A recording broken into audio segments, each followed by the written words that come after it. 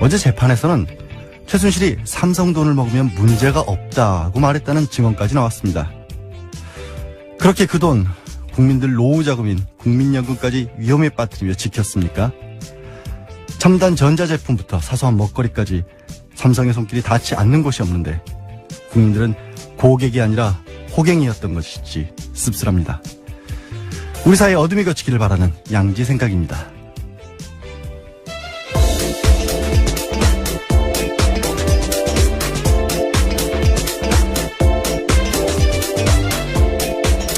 네, 안녕하세요. 양재르입니다. 이 정도는 알아야 할 아침 뉴스 이알류의 시사인 김은지 기자 나오셨습니다. 안녕하세요. 네, 안녕하세요. 공휴일인데 나와주셔서 고맙습니다. 네, 오늘 근무를 하고 있습니다. 아, 근무하세요? 네. 공장도 돌아가고 있습니다. 네, 그렇죠. 예. 오늘도 쉬는 날 들어주시는 청취자분들을 위해서 뉴스 시작하죠. 첫 번째 뉴스, 아무래도 어제 이제 사드 관련 얘기들이 좀 많이 나왔지 않습니까? 뭐 어떤 걸 가져오셨죠? 네, 국방부가 경북 성주 사드 부지를 주한미군에게 제공하면서 전략 환경 영향 평가 받지 않기 위해서 꼼수를 쓴 사실이 드러났습니다. 네. 법적 기준에 미달하도록 부지 전체를 둘로 나누고 단계적으로 제공하려 했던 정황이 청와대 조사 결과 확인됐습니다.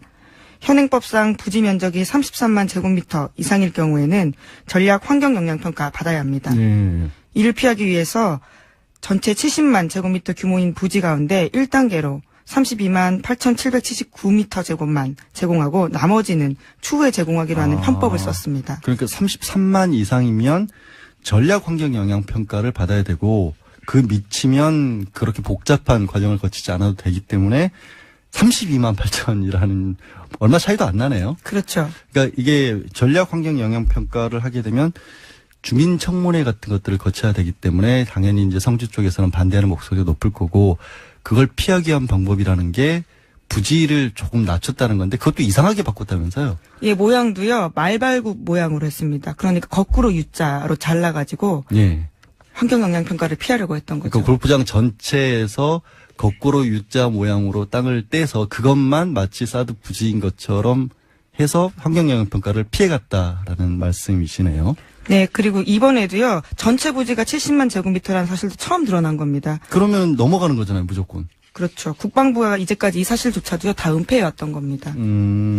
아니 이거를 그러면 지금 우리 정부는 특히 문재인 대통령께서는 환경 영향 평가를 비롯해서 모든 것을 다 원점에서 검토하겠다는 입장이시잖아요. 네, 절차가 중요하다고 이야기 여러 차례 했습니다. 그러니까 사드의 필요성이지만 국민들이 공감할 수 있을 만한 절차를 거쳐야 논란이 잦아들 것이란 판단을 해왔기 때문에 다시 한번 해야 할 것으로 그렇게 상황이 바뀌었겠네요. 그러면. 네, 지금 그런 상황입니다. 예. 어제 사실 지난주에 도대체 어떻게 이런 일이 있었나 싶었던 것이 또 사드와 관련된 문제였잖아요. 어제 청와대에서 결과 발표를 했죠. 조사 결과 발표를. 네, 보고 누락 관련해서 조사 결과 발표했습니다. 청와대는 민정수석실의 진상조사 결과 위승호 국방부 정책실장이 지난 26일 청와대 보고서 초안에서 있던 문구 삭제 지시했다고 밝혔습니다. 그러니까 한 사람이 그렇게 한 걸로 어제는 나왔죠. 일단은. 네, 그렇습니다. 위 실장은 발사대 추가 반입 문구를 삭제한 것은 미군 쪽과 공개하지 않기로 합의했기 때문이다. 이렇게 밝혔는데요. 그래서 이전 보고에도 그런 내용을 기재한 적이 없었다면서 구두로 설명하려고 했다고 해명했습니다. 하지만 청와대 쪽에서는 구두 보고도 하지 않았다고 밝혔습니다. 그러니까 미국하고 공개하지 않기로 합의를 했기 때문에 우리 대통령한테도 보고를 안 했다라면 이분은 어느 나라 국방정책실장인 거예요? 이게 황당한 해명입니다. 정말. 게다가 구두 보고도 안 했다라는 거는 그 얘기도 말이 안 되잖아요. 그러니까 서류로는 뭐 기록을 남기지 않기 위해서다라는 핑계는 있을지 모르겠지만 구두 보고도 하지 않았다라는 건데 이민을 보내드려야 되나? 예, 청와대는 국방부 직접 지휘 체계 선상에 있는 상위 기관이거든요. 예, 당연하게 해야 됩니다. 군 통수권자잖아요. 예. 제가 왜 갑자기 화가 나는 게 이 헌법에 보면 법률 단어 같지 않은 법률 단어들이 나오는데 국군의 의무에 대해서는 신성한 의무라는 표현을 씁니다. 그만큼 중요한 사안이고요.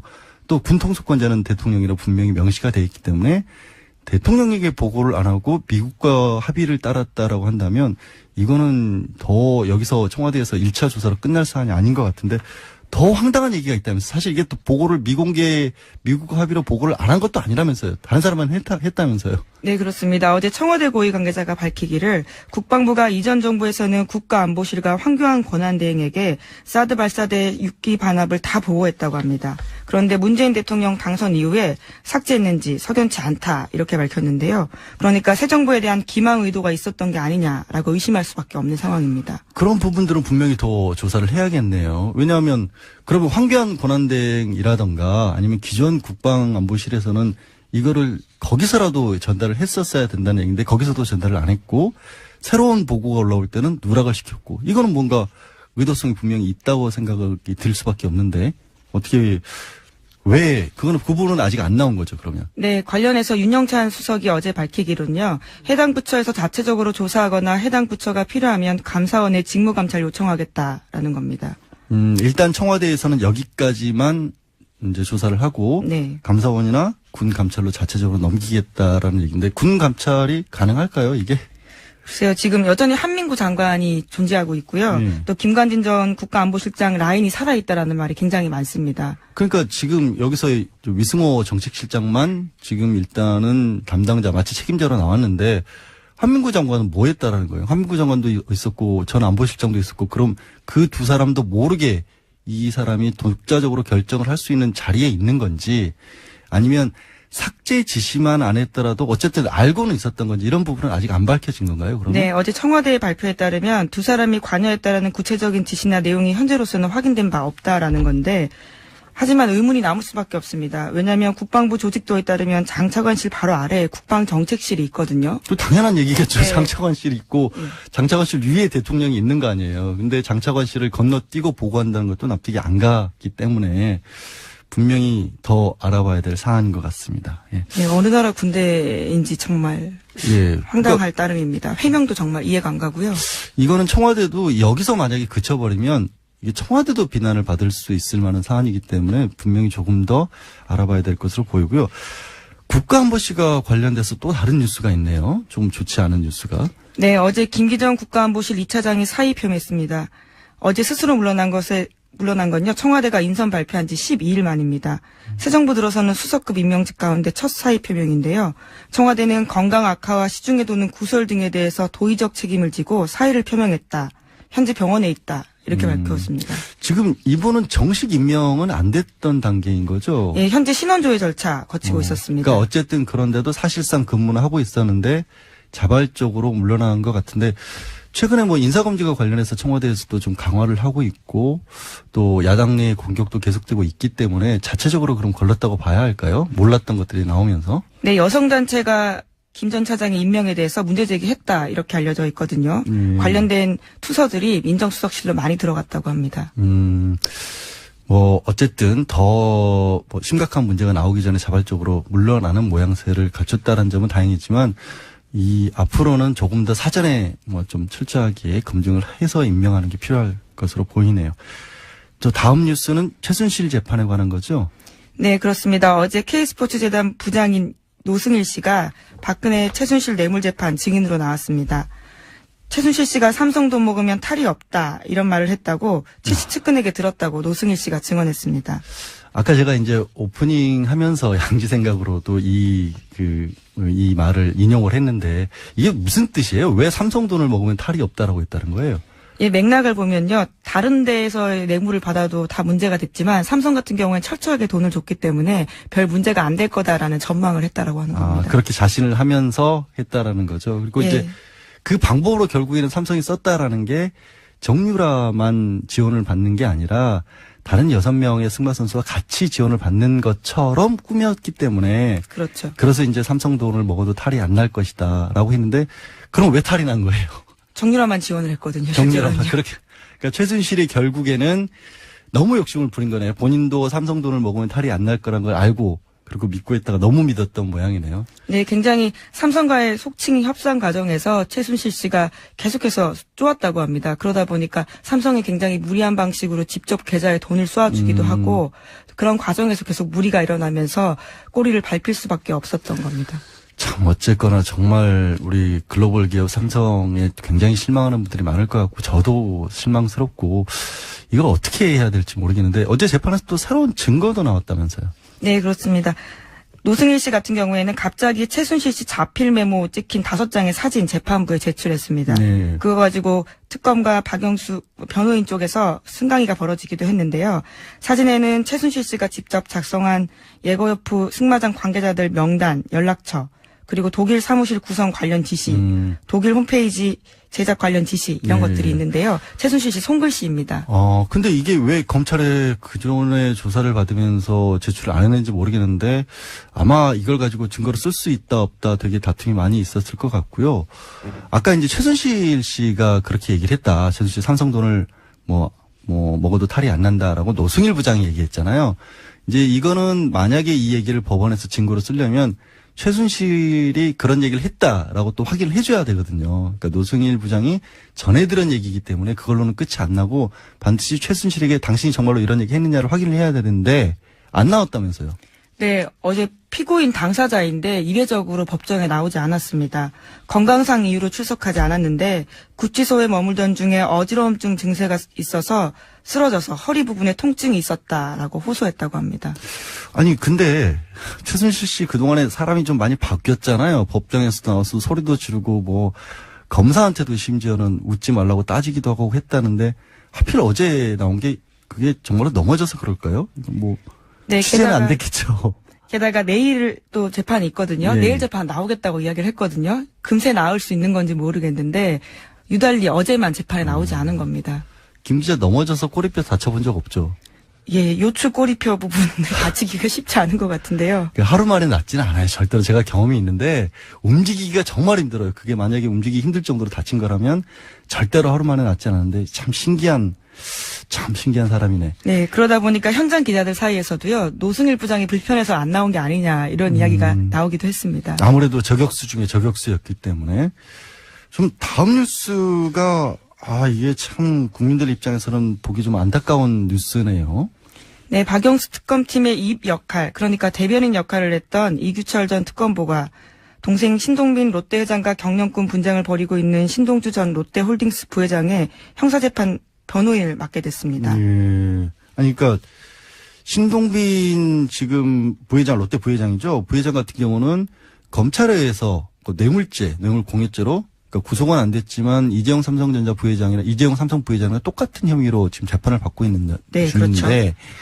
형인 신동빈 일본 롯데의 회장을 이규철 특검보, 전 특검보가 맡았다라는 거잖아요. 네, 변호인 단에 들어가게 된 건데요. 이게 적절한가에 대한 논란이 일고 있습니다. 왜냐하면 특검팀이 롯데그룹의 최순실 지원 문제에 대해서 수사 검토했고요. 그리고 또 이른바 뇌물공여 혐의 수사 대상으로서 삼성, SK, 롯데 들어가 있었습니다. 그러다 보니까 내부 사정 잘 알고 있었던 게 아니냐라는 의혹이 나오고 있는 겁니다. 근데 일단 혐의 자체는 다르긴 합니다. 형인 신동주가 받고 있는 혐의가 동생과는 다르긴 한 게 네, 횡령 혐의입니다. 그러니까 지난번에 롯데가 경영권 분쟁을 벌이면서 이제 동생이 형한테 실제로 일본에서만 있고 한국 내 롯데는 관여도 안 했는데도 불구하고 1년에 한 40억 원가량을 급여로 줬기 때문에 이게 횡령이 되는 게 아니냐라는 식으로 검찰에서 보고 기소를 한 거라서 정확하게 겹치는 사건은 아니지만 어쨌든 국민들 보기에는 지금 때가 때이고 워낙 이규철 특검보가 정말 화제가 됐었잖아요. 네, 굉장히 인기의 중심이었죠. 그러니까요. 뭐 패션 같은 것들이 소개될 정도였기 때문에 저도 변호사라서 이제 뭐 약간 사정을 설명을 해드리고 싶긴 합니다만 국민들 보기에는 부적절하다는 것만은 어쩔 수가 없고 조금 더 신중하셨으면 어땠을까 하는 생각이 듭니다. 어제 세월호에서도 또 뉴스가 전해졌죠. 네, 세월호 현장 수습본부는 옷과 구명조끼를 입은 상태에서 유전자 감식한 결과 일반인 미수습자 이용숙 씨를 확인했다고 밝혔습니다. 그러니까 미수습자 9명 가운데 지금까지 신원이 확인된 사람은 단원고 조은하 양, 허다윤 양, 고창석 교사, 그리고 이영숙 씨 4명입니다. 예. 이분이 발견되신 거는 그럼 예상했던 지점인가요? 세월호 내에서는? 네, 옷을 입고 있었기 때문에요. 이영숙 씨라는 것이 추정이 가능했던 부분이 있긴 합니다만은 명확한 조사를 위해서 DNA 검사까지 나오고요. 이번에 이영숙 씨라고 밝혀진 겁니다. 그렇군요. 안타까운 가운데서 또 수습을 했으니 어쨌든 다행입니다. 네. 이게, 예. 이게 경찰이 이제 인권경찰로 다시 태어나야 될 시점인데 조금 그렇지 못한 모양이에요. 네, 살수차와 관련해서 경찰이 참수리차로 고쳐 부르겠다라고만 밝혔고요. 직수살수에 대해서는 인권이나 여당에서 하지 말라고 권했는데 그것에 대해서는 받아들이지 못하겠다고 밝혔습니다. 아니 그러니까 그 물대포 이런 거 쏘는 거잖아요. 속칭으로. 그렇죠. 그게 이제 살수차라고 하니까 무슨 킬러도 아니고 이상한 어감인 건 맞는데 그 이름만 참수리로 바꾸면 뭐가 달라지나요? 참되게 물을 이용한다라는 뜻으로 이름을 바꿨다는데요. 방법에 대해서는 여전히 바꾸지 않고 있습니다. 그러니까 방법을 안 바꾼다는 게 물을 직각으로 바로 사람에게 쏘는 것을 금하라고 했는데 그거는 안 받아들이고 이름만 바꾼 거잖아요. 그렇죠. 백남기 농민 사망 사건과도 관련되어 있다는 비판을 아주 많이 받아왔던 문제로 지적된 바가 있습니다. 아니 이거를 받아들이면 수사권까지 주겠다고 경찰이 가장 큰 수건을 지금 해결해 주겠노라고 대통령이 공언까지 한 상황인데 그래도 물을 쏘겠다라는 심산이 뭔지 정말 차려준 밥상을 걷어차는 건 아닌지 좀 답답하네요. 예, 오늘 말씀은 여기까지 듣겠습니다. 고맙습니다. 네, 시사인 김은지였습니다. 감사합니다. 네, 고맙습니다. 고고도 미사일 방어 체계 사드 4기의 추가 반입 보고 누락과 관련해서 청와대 진상조사 결과가 발표됐습니다. 국방부 정책실장이 황교안 대통령 권한대행에게는 보고했는데 문재인 대통령에게는 보고를 하지 않은 겁니다. 비공개로 하기로 한 미국과의 약속 때문이라고 하는데요. 사드 특히 간사를 맡고 있죠. 더불어민주당 김영호 의원 연결돼 있습니다. 의원님 안녕하세요. 예, 안녕하세요. 예. 제가 방금 이제 청취자분들께 말씀드린 것처럼 이게 청와대 조사 결과가 결국에는 위승호 국방부 정책실장이 미군과 비공개하기로 약속을 했다. 그런 이유 때문에 사드 보고를 누락했고 그런데 추가 반입 내용을 황교안 대통령 권한대행에게는 보고를 했다. 이렇게 확인이 됐지 않습니까? 이거 어떻게 보세요? 정말 이해가 안 되죠. 예. 박근혜 전 대통령이 이제 탄핵 정국에서 그 대통령 권한대행을 맡았던 황교안 대행에게는 보고했고 국민에게 직접 그 대통령의 권력을 부여받은 문재인 대통령에 보고하지 않았다는 것은 정말 있을 수 없는 일이죠. 예. 예, 그야말로 군 통수권자를 완전히 무시한 그런 행태로밖에는 볼 수 없다라는데, 근데 국방부 정책실장이 이거를 결정할 수 있을 만한 그런 권한이 있을까요? 이게 청와대 발표가 조금 좀 부족한 게 아닌가 하는 생각이 드는데. 네, 뭐 청와대 발표를 이제 믿을 수밖에 없는 지금 상황이지만 저는 이 그 보고서 누락 문제는 위승호 국방부 정책실장뿐만 아니라 몇몇 국방부 관계자들이 조직적으로 은폐했다고 저는 볼 수밖에 없어요. 예. 네네.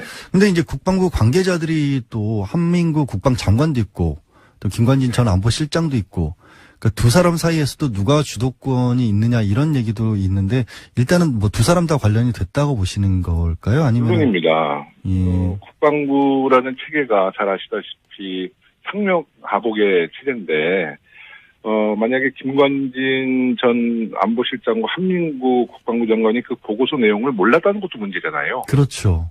네, 그것도 몰랐다는 것도 문제고 알았어도 문제고요.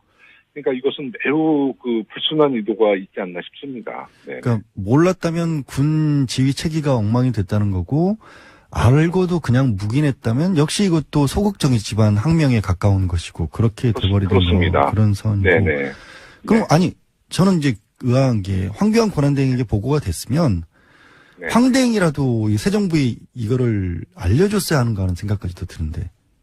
그러니까 모든 그 사드의 도입부터 전개 과정, 배치 그 과정이 모든 과정이 처음부터 끝까지 저는 굉장히 의혹이 많다고 보거든요. 특히 그 많은 불법을 저지르면서 그 대선 2016년도 당시만 해도 2017년도 연말에 배치하겠다는 사드를 그 대선 전국, 조기 대선 전국과 맞춰서 올 4월 달에 그 알박기식으로 배치하지 않았습니까? 예. 그런 과정에 대해서 당당하지도 못하고 떳떳하지도 못했던 것이죠. 그러니까 조직적으로 이것을 은폐해서 좀 축소하려는 그런 그 입장이었던 것 같아요. 예, 알겠습니다. 네. 또 한 가지 더 놀라웠던 게 국방부가 사드 환경 영향평가를 회피하려고 이게 뭐 부지를 이상한 모양으로 쪼개서 제공을 했다. 그런 뉴스도 나왔네요. 그거 보셨습니까? 네네, 맞습니다. 네네, 그렇습니다. 근데 그 환경영향평가 문제는 사실 어제 오늘 일이 아니고요. 저희가 야당 시절에도 국회에서 환경영향평가 회피하지 말고 그 당당하게 받아라. 제가 긴급 현안 질문, 국회 긴급 현안 질문에서도 한민국 국방부 장관께 직접 제가 질의했었거든요. 예, 예. 그 환경영향평가를 받을 것이냐. 예. 받겠다고 또 그랬어요. 그 당시에. 그리고 환경부랑 협의하고 있다고 했는데 예. 그 다음 날 제가 환경부에 자료 요청을 했더니 국방부와는 환경영향평가에 대한 협의는 전혀 없었다라는 또 입장을 제가 들었어요. 그러니 아니. 얼마나 국회를 정말 기만하고 국민을 지금 다 속인 거죠. 예. 그러니까 그거를 이제 정규 환경 영향 평가가 아니라 간이한 방법으로 받으려고 부지 규모를 축소해 버렸다라는 게 결국 이제 결론이었던 거니까 그래서 이제 의원님께도 제대로 보고가 안 된 걸로 보이는데. 아니요. 제가 그때 질의 때도 전략 영향 환경 평가라는 얘기를 분명히 했고요. 예, 예. 그 롯데 성주 골프장도 그렇습니다. 원래는 이제 부지를 공유했을 때 현금 보상을 해주게 돼 있거든요. 예. 근데 지금 이 롯데 측의 그 성주 골프장과 토지 막교환이라는 아주 이례적인 방법을 썼잖아요. 예. 그것도 결국은 그 국회 비준을 받지 않기 위한 하나의 편법이에요. 네, 지금 33방 제곱미터 그것도 소규모 환경 영향 평가를 받기 위한 하나의 편법이었거든요. 예. 그것 자체가 이미 편법이었다라는 건데 더 그러니까 모든 과정이 편법이었죠. 예. 어쨌든 그러면 정부는 다시 규정대로 원래대로 환경 영향 평가 하겠다 이런 방침이지 않습니까? 네. 그러면 그렇습니다. 이렇게 되면은 미국하고 합의된 최소한 원래 올해 12월까지 합의를 한다고 하더라도 그것조차도 이게 어그러지게 되는 상황 아닌가요?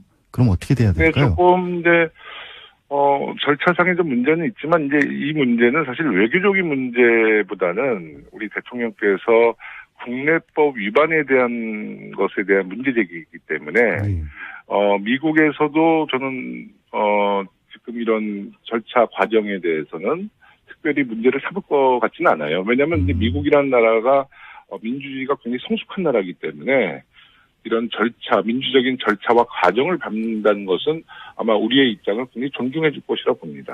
그런데도 불구하고 미국 측이 일단 표현은 그냥 이해한다 정도로만 나왔거든요. 관련해서. 그러니까 이해한다는 게 외교적으로 봤었을 때는 그냥 알겠다. 좀 이렇게 딱히 지지한다 이런 또 표현은 아니다. 그래서 미국도 어쨌든 반갑게 받아들이는 상황은 아니다라는 분석들도 좀 하더라고요. 이거를. 하지만 어저께 제임스 시링 미국 국방부 미사일 방어국장도 아마 우리 정의용 청와대 국가안보실장 만나서 한국의 입장을 충분히 이해하고 신뢰한다라고 얘기했잖아요. 네, 또 신뢰한다는 말도 덧붙이긴 했죠. 네, 저는 그것은 미국에서는 최대한 예의를 갖췄다고 봅니다. 왜냐하면 이제 사드라는 무기 체계가 이제 미국 무기 체계고 또 MD의 편입 과정이라 볼 수 있는데 아무리 우리의 입장을 존중한다 해도 미국이 지지한다, 응원한다라고 할 수 있는 입장은 아니죠. 예. 하지만 자국내 입장도 있으니까. 그렇죠. 하지만 이제 절차적인 우리 과정을 이해하고 신뢰한다는 것은 아마 미국 입장에서는 최대한 예의를 갖추고 그런 입장인 것 같아요. 예. 아주 걱정할 부분은 아닌 것 같습니다. 네. 근데 미국 입장과 관련해서 또 하나 좀 드는 생각이 원래 이제 김 의원께서도 처음에 이 사건 사드 보고 누락이 문제가 됐었을 때 이거는 청문회까지도 해야 되는 사안이다라고 좀 강력하게 요구를 하셨다가 아무래도 외교 갈등이나 이런 것이 좀 우려되셨는지 조금은 주춤하셨고 일단 청와대 조사 결과를 보고 어떻게 할지 좀 방침을 정하자 이렇게 좀 입장을 선회하셨는데 이제 상황에 대해서는 지금 상황에서는 어떻게 하실 계획입니까?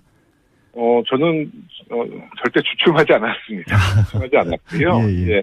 조금 신중한 거는 신중한 하셨다. 예. 6월에 한미 정상회담이 있으니 그래도 이제 대통령과 우리 문재인 대통령과 트럼프 대통령의 정상회담을 한번 지켜보고 우리가 또 다시 행동을 해야 된다 보지만 지금 이제 저는 사드 전개 과정과 배치 문제에 대해서는 이제부터 시작이라고 보거든요.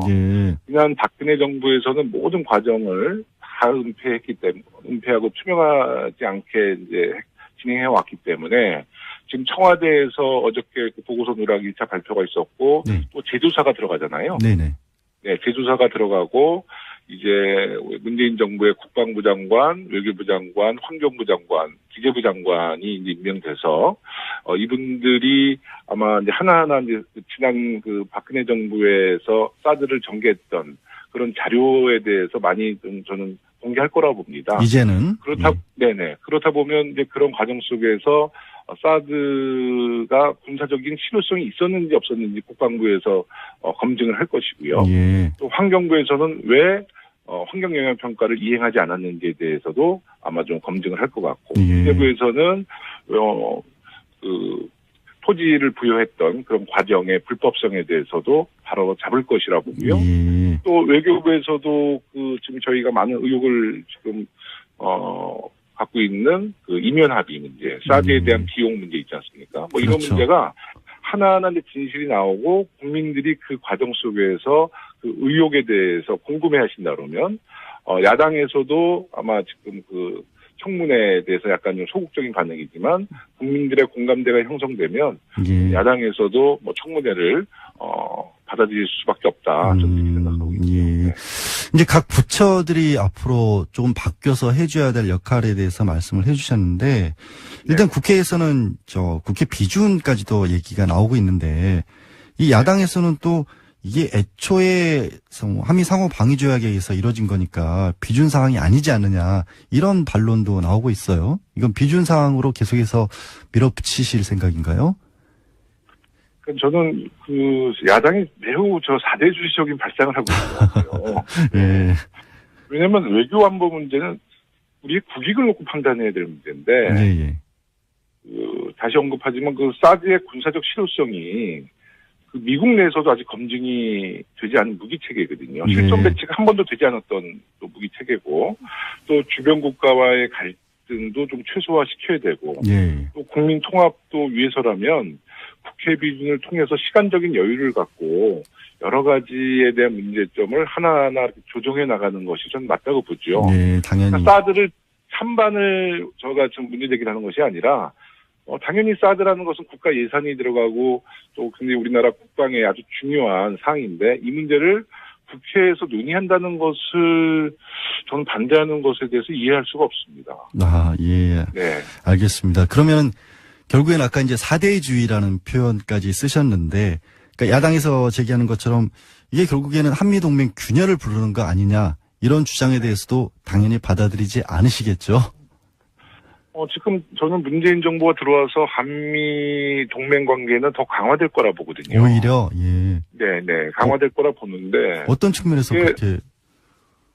지금 이제 문재인 대통령께서 분명한 것은 민주적인 절차를 밟는 문제, 그러니까 예. 사드의 전개 도입 과정에 대해서 국내법을 위반했는지, 또 이것에 대해서 민주적인 절차를 밟는다는 것은 미국에서 미국 대통령이나 미국 국민이 볼 때도 매우 긍정적으로 볼 겁니다. 대한민국도 민주주의가 아주 성숙한 나라구나. 예. 그리고 주권 국가인 대한민국에 대한 위상도 더 올라갈 것이고요. 예. 오히려 박근혜 정부에서 이 사드를 아주 졸속 배치하고 그런 것은 저는 미국 그 당시 오바마 정부에서도 굉장히 한국이라는 나라는 그 어떤 절차와 민주적인 과정이 없는 나라라고 하고 저는 아마 비아냥 가능성이 높다고 봐요. 네. 네. 오히려 한국이라는 네. 나라에 대한 신뢰도 같은 것들이 더 올라갈 수 있는 계기가 될 수 있을 것이다. 그럼요. 예, 그렇게 네네. 보시는 거군요. 그리고 문재인 대통령이 아마 정상회담 때도 많은 옵션을 가지고 예. 외교적인 상상력을 최대한 동원해서 트럼프 대통령과 아마 정상회담을 통해서 저는 그 양국 간의 그 동맹 관계는 더 강화될 수 있다라고 저는 거의 확신합니다. 저도 그렇게 되기를 바라겠습니다. 정말로 그게 훨씬 더 우리 국익을 위해서나 또 한미 관계 네. 많은 사람들이 우려하는 부분들을 불식시킬 수 있는 진정한 의미였던 사드 배치가 될 수 있을 것 같은데요. 오늘 말씀은 여기까지 듣겠습니다. 고맙습니다. 예, 고맙습니다. 예, 지금까지 더불어민주당 김영호 의원이었습니다. 예, 지난 2일 제주에서 발견된 AI가 전염력이 아주 강한 고병원성인 것으로 확인됐습니다. 제주도는 24시간 비상근무 체제에 들어갔다고 하는데요. 원희룡 제주지사 연결해서 직접 얘기 들어보겠습니다. 지사님 안녕하세요. 네, 안녕하세요. 예, 걱정이 좀 많으시겠네요. 예, 우리 예. 비상 상황입니다. 네. 예. 지난 2일에 최초로 의심 신고를 했던 게 이제 제주시 이호동에서 토종닭 7마리. 그랬다가 정밀 검사를 한 결과 H5N8 이게 이제 고병원성 그러니까 병으로 드러날 가능성이 높은 AI로 확진이 됐지 않습니까? 네. 그래서 AI는 다른 것보다 초기 방역이 굉장히 중요하다고 하는데 이 확산을 막기 위한 조치는 어떤 것들을 하고 있고 또 현재의 살처분 현황은 어떤지 좀 정리해 주실 수 있을까요? 네. 이 닭이 뭐 제주에서 발병을 한 건 아니고요. 예. 그 5월 20일 전으로 이미 그 군산에서 발병이 돼 있는 거를 전국적인 이동 제한이 풀리니까 제주의 그 소규모 농가가 군산에 가서 이걸 사왔어요. 예. 그래서 5월 27일 날 이 재래시장에서 제주도 곳곳으로 몇 마리씩 팔려 나갔는데 그 폐사를 하다가 아무래도 이 농가에서 이상하다 그래서 6월 2일 날 신고가 돼서 최초로 우리 당국이 이제 알게 됐죠. 그래서 저희는 예비 검사를 해보니까 그날 저녁에 양성 반응이 나와서 확진은 어저께 나왔습니다. 6월 5일이지만 기다리면 이거는 확산될 수 있다 그래서 바로 6월 3일 날 그 신고한 농장과 인근 반경 3km까지 한 10,000여 마리 이상을 70명을 투입해서 즉각 그 예비적인 살처분까지 전부 마쳤습니다. 그래서 신고된 그 주변에는 살처분 이미 다 끝났고요. 근데 그 전통시장에서 팔려 나간 게 한 200여 마리가 이 팔려 나가서 이걸 추가 신고를 받기 위해서 저희가 문자 메시지나 그 TV에 그 자막 이걸 통해 가지고 신고를 그 전 도민에게 권유를 했는데 그 폐사가 있었던 10여 군데의 농가에서 그 신고가 들어왔어요. 그래서 그 부분에 대해서도 이미 살처분을 다 끝냈습니다. 확진 여부와 관계없이요. 예. 그래서 현재로는 이 폐사한 닭이 있는 그 농가에 대해서는 이미 제주에서는 살처분은 다 끝났고, 근데 그 사이에 폐사된 그 오골개와 혹시 그 기존에 있던 닭들이 섞여서 지내면서 바이러스가 옮겨갔을 수 있기 때문에 이 부분에 대해서 저희가 지금 그 살아있는 닭들에 대해서 전수조사를 하고 있습니다. 그 닭의 그 항문의 분비물을 검사를 해서 바이러스가 양성이 나오면 역시 그 주변 3km를 전부 살처분한다는 전제하에 지금 이 검사를 하고 있는데 아직 추가 발견은 없습니다만은 이번 주가 고비라고 보고요. 저희들이 그 전 역량을 투입해서 그 행방을 찾고 그 간이 검사하고 혹시 그 양성이 나오는 즉시 살처분할 수 있는 현재의 태세를 가동하고 있습니다. 이게 키우는 농가에서도 굉장히 걱정이 많고, 지사님이나 공무원분들 다 같이 지금 굉장히 애를 많이 쓰고 계신 상황으로 들리네요. 지금 보니까 이게 육지에서는 사실 이번에 AI가 발생하기 이전에, 그러니까 이번에 드러나기 전에 도축이 됐다라면 그거를 반출할 수 있다라고 했는데, 제주도에서는 AI 발생 이전에 도축된 것도 반출을 금지하셨다고 제가 들었습니다. 이렇게 아예 제주산 가금류를 밖으로 못 나가게 반출 금지 조치를 한 이유도 그럼 이런 예방적인 조치의 하나로 봐도 될까요?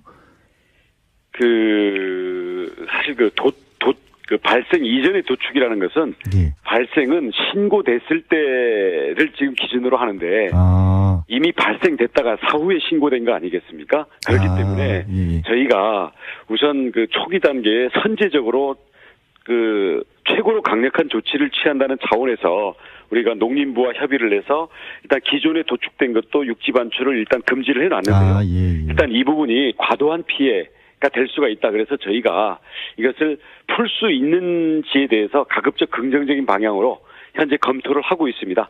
오늘 중으로라도 결론을 내릴 수 있으면 푼다든지 피해를 최소화할 수 있는 조치를 하겠습니다.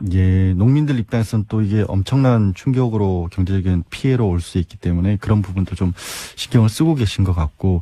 기존의 거래 관계에 납품하기로 했는데 당장의 차질들이 생기면 예. 신용이라든지 이런 타격 때문에 걱정하시는 것은 당연하죠. 예. 근데 아무리 그 경제적인 피해가 있다 하더라도 이게 바이러스의 그 닭이 소량이 그 반쪽이 전파가 되더라도 통제 밖으로 나가면 전국이 걷잡을 수가 없거든요. 그럼요. 네. 예, 더군다나 네. 이번에는 이제 이게 외래에서 유래된 게 아니라 우리 토종화된 게 아니냐는 의심까지 받고 있기 때문에 그런 조치가 좀 필요한 상황으로 보이고요.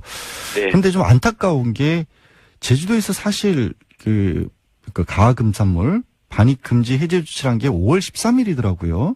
네네. 예, 그러니까 이게 조금만 더 어떻게 보면 유지가 됐었으면 이런 일이 없을 수도 있었는데 혹시나 그동안 청정 지역이었던 제주가 이 반입금지 조기 해제 때문에 혹시 이런 피해를 입은 게 아닌가라는 그런 어떤 또 지적도 나오더라고요. 이 점에 대해서는 어떻게? 제가 볼 때는요, 결과론적으로 하는 얘기고요. 예, 예. 이미 전국적으로 4월 4일 이후로 추가 신고가 없었습니다. 아.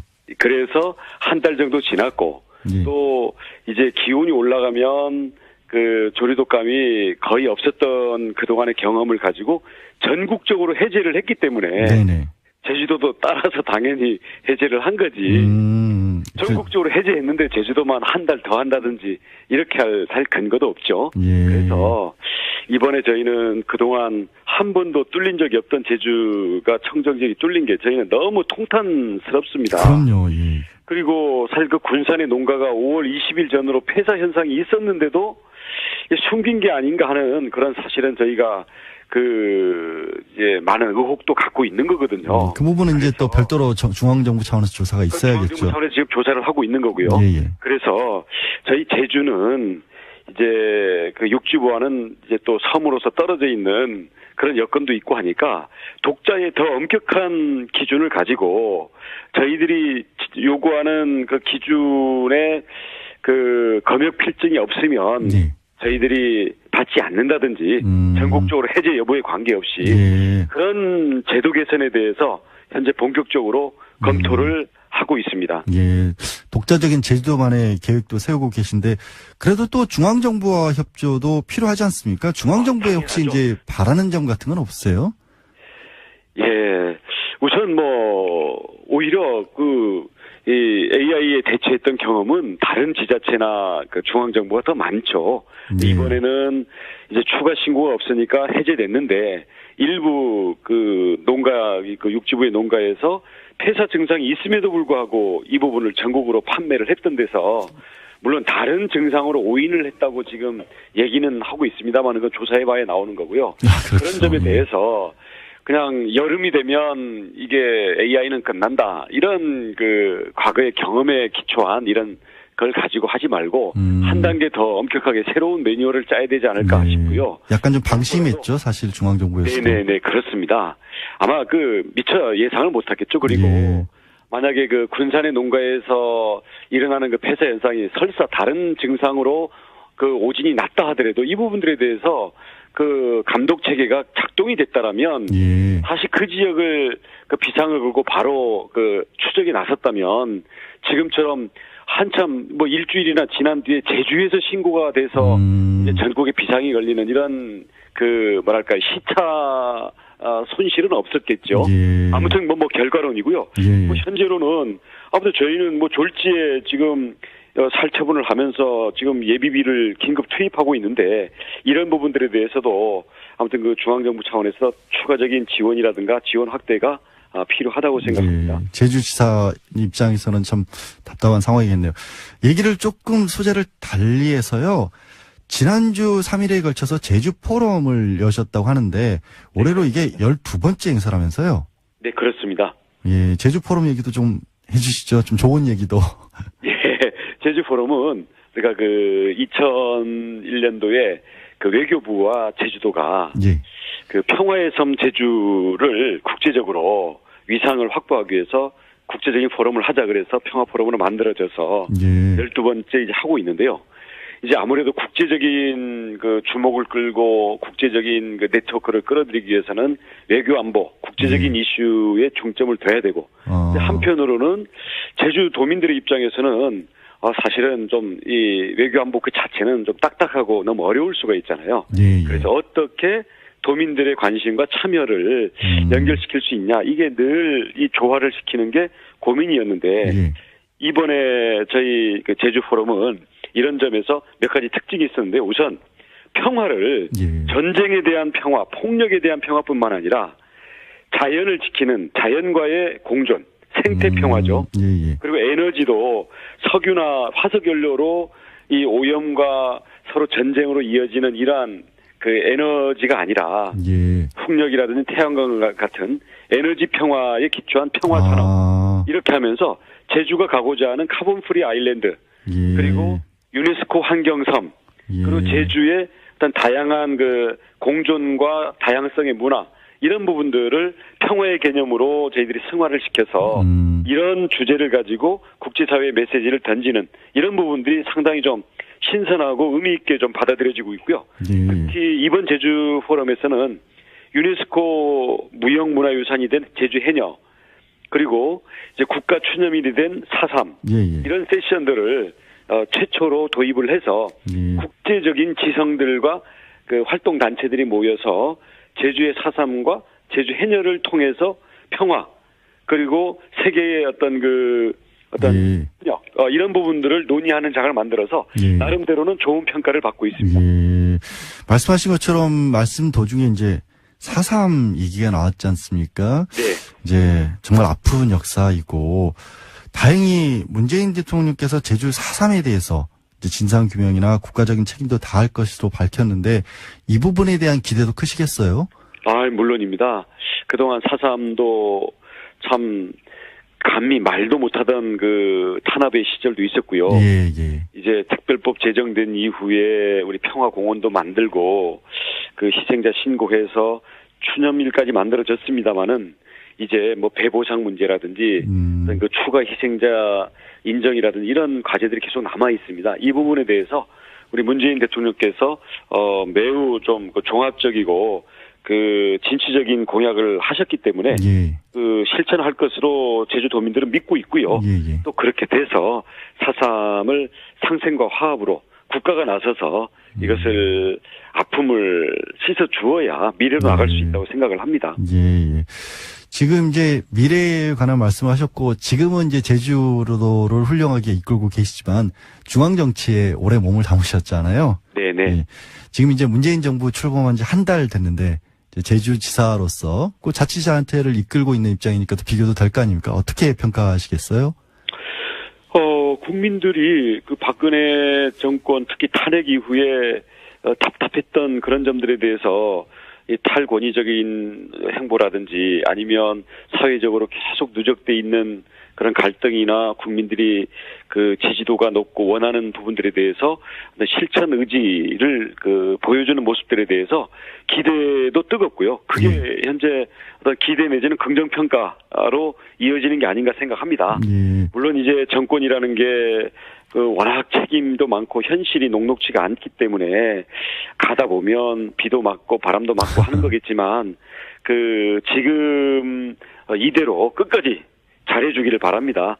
대통령이 성공을 한다는 것은 나라가 잘 된다는 것이고 국민이 그동안 그 가슴 속에 있던 답답한 소망들을 이루어 나간다는 걸 뜻하기 때문에 저희는 뭐 당이나 이런 걸 떠나서 정말 국민이 뽑은 대통령이 잘 이끌어 주시기를 바랍니다. 예, 또 중앙정부가 잘 돼야 지방자치단체 입장에서는 또 상부상조할 수 있는 것들이 있기 때문에 그런 기대의 말씀 해주셨네요.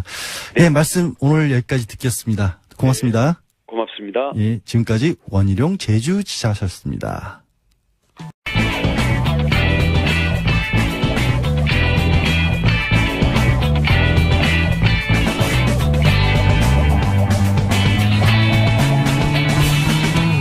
김어준의 뉴스 공장.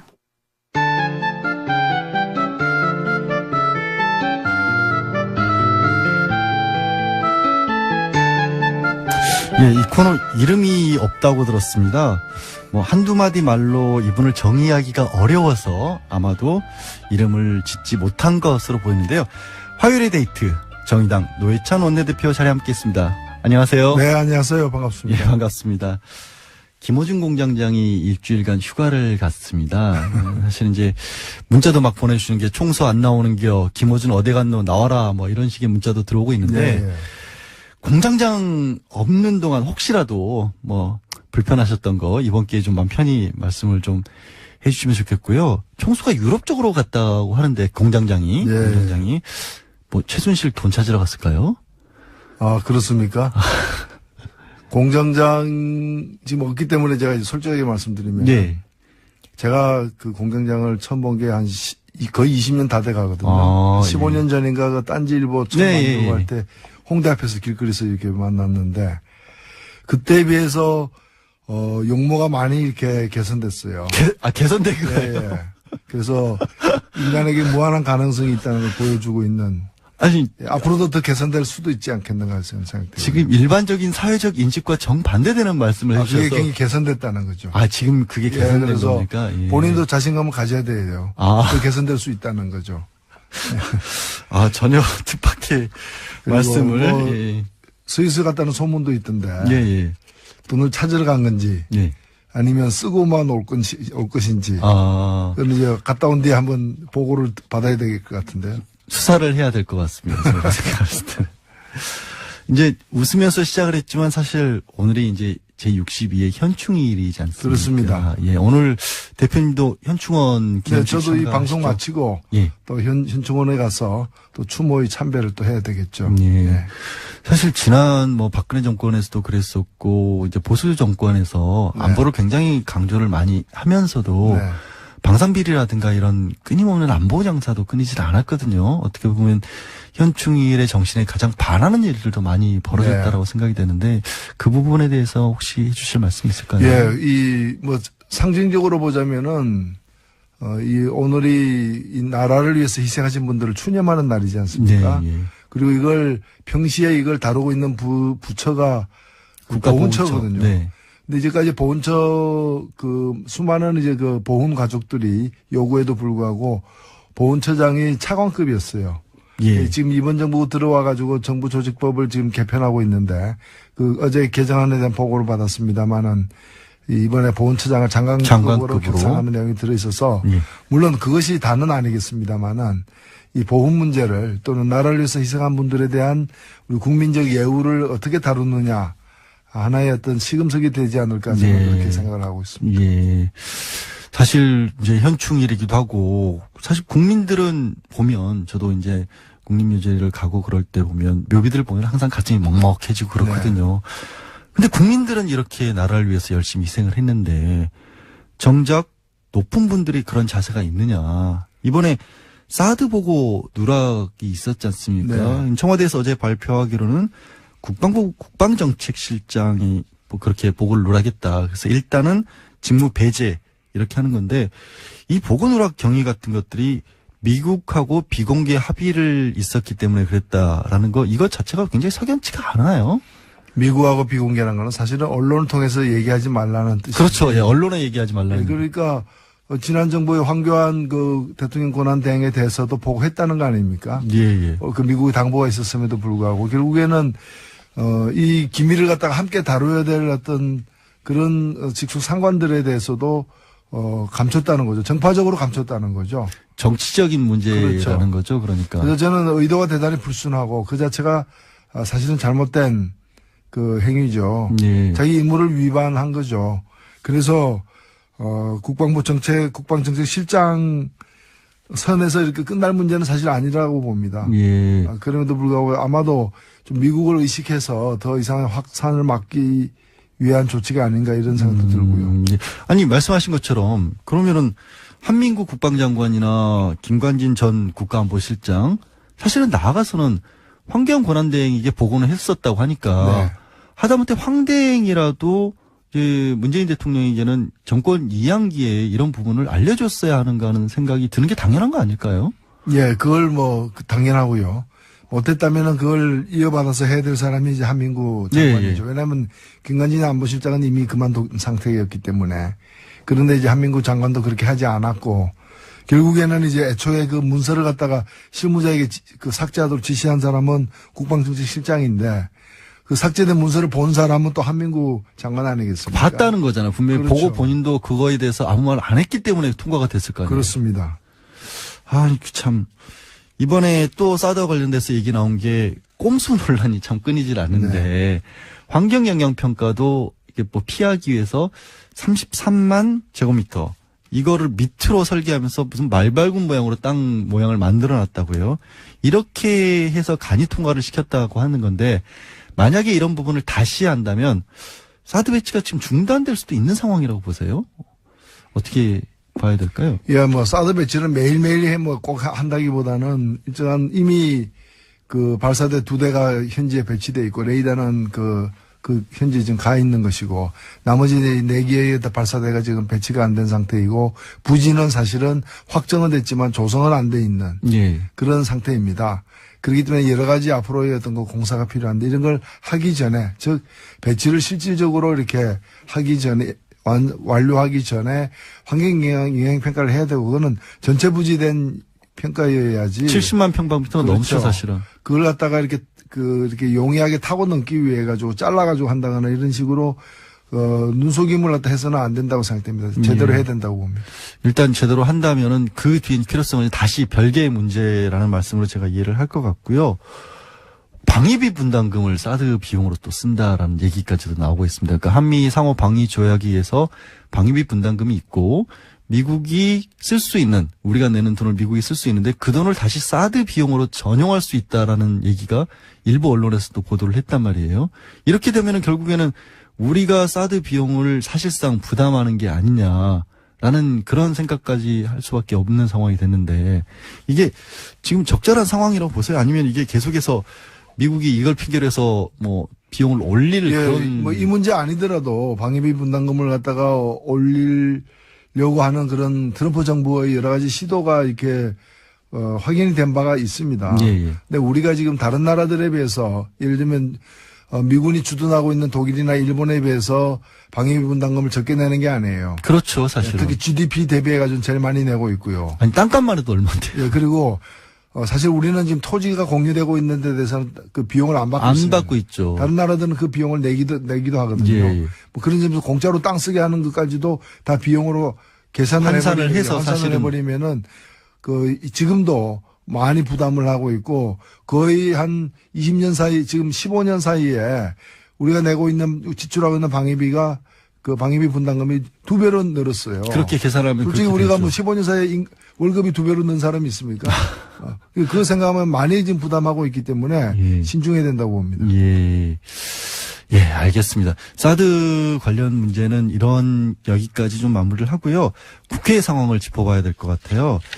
현재 내일부터 이제 정말로 국회가 뜨거워질 것 같은 게 당장 김상조 공정거래위원장 후보자 인사청문 보고서 채택을 앞두고 있지 않습니까? 네네. 일단은 정의당 내부에서 김 후보자에 대해서는 어떻게 평가를 하고 있습니까? 예, 저희들은 뭐 누구라도 공정하게 정말 객관적으로 검증을 해야 된다고 봅니다. 그런데 김상조 공정거래위원장에 대해서는 굉장히 많은 어떤 의혹이 있는 양 제기가 되었습니다. 예, 예. 그래서 저희들도 그걸 하나하나 낱낱이 이렇게 세부적으로 들여다봤는데 사실 공직 후보자로서 이렇게 그 청문회에 올라서는 사람들 중에서는 꽤 좀 상위급이 아닌가. 상위급이다. 예, 예. 그래서 소문은 무성했지만은 예. 별로 먹을 게 없는 잔치처럼 별로 문제점들이 드러나지 않아서 저희들을 볼 때는 물론 이제 완벽하게 어떠한 법률도 위배된 바 없는 건 아닙니다. 예. 주민등록법 위반한 점도 있는 것이고 다 있지만은 기본적으로 그게 이제 불법성의 어떤 정도라거나 또는 그 고의성의 문제라거나 예. 반복되었느냐의 문제라거나 문제가 심각하냐 등등을 살펴봤을 때 적격이다. 예. 이렇게 보고 있습니다. 예. 그런데도 불구하고 일단 자유한국당 같은 경우에는 자유한국당에서는 이거를 국회 일정 거부까지 하겠다, 보이콧 하겠다, 일방적으로 만약에 강행을 할 경우에는 이런 식으로까지 나오고 있어요. 자유한국당의 이런 대응에 대해서는 어떻게 평가를 하실 수 있어요? 예, 뭐 자유한국당이 자기들의 생각을 갖는 거야 누가 뭐라고는 할 수 없을 텐데 예. 문제는 뭔가면은 국회가 자유한국당만으로 구성된 게 아니잖아요. 그거야 그렇죠. 제1야당이니까 어찌됐든. 제1야당이지만은 지금 국회의 의석의 3분의 1만 차지하고 있을 따름이고 나머지 3분의 2를 차지하고 있는 4당의 경우에 찬성하는 당도 있고 좀 반대하는 당도 있지만은 일단은 청문회를 열어가지고 통과는 시키자라는 데 대해서는 이의가 없거든요. 그러면 3분의 2가 자기하고 견해가 다르다고 해가지고 3분의 1을 견해를 가지고 있는 쪽이 국회를 보이콧한다? 만약 자기하고 견해가 같으면 나머지 부분들이 할 거 아니에요. 그럼 다를 때는 안 할 거면 어느 경우든 3분의 1의 견해가 우선적으로 반영돼야 된다는 얘기인데 이런 억지가 세상에 어디 있습니까? 그럼 작년에 우리 국민들이 그 총선을 왜 했습니까? 국민들이 총선해가지고 그 당을 3분의 1로 만들어 놓은 거거든요. 그렇기 때문에 국민들 뜻에 따라야 되는 거죠. 그렇죠. 사실 그런데 이낙연 지사 인준할 때는 아예 또 국회에 들어가지도 않았었고 그러다 보니까 이런 얘기가 나오는 게 사실 더불어민주당 추미애 대표는 이제 자유한국당이 이른바 김상조 때리기를 하는 게 뒤에 재벌이 있는 게 아니냐 이런 얘기가 나돈다는 그런 것까지도 언급을 했어요. 물론 이제 자유한국당은 뭐 이건 명예훼손이다라고 맞서고 있고 이런 식으로 만약에 정말로 재벌을 비호하기 위해서 이게 공정거래위원장 후보를 때리는 게 이게 가능한 상황입니까? 국회가 자유한국당이?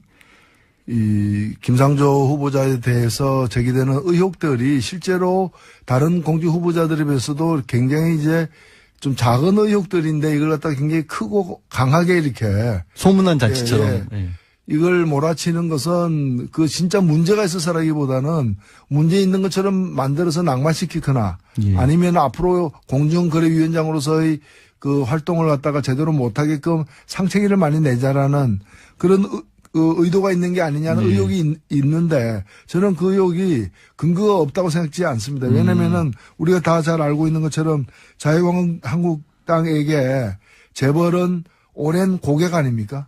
그리고 주요 고객 아닙니까?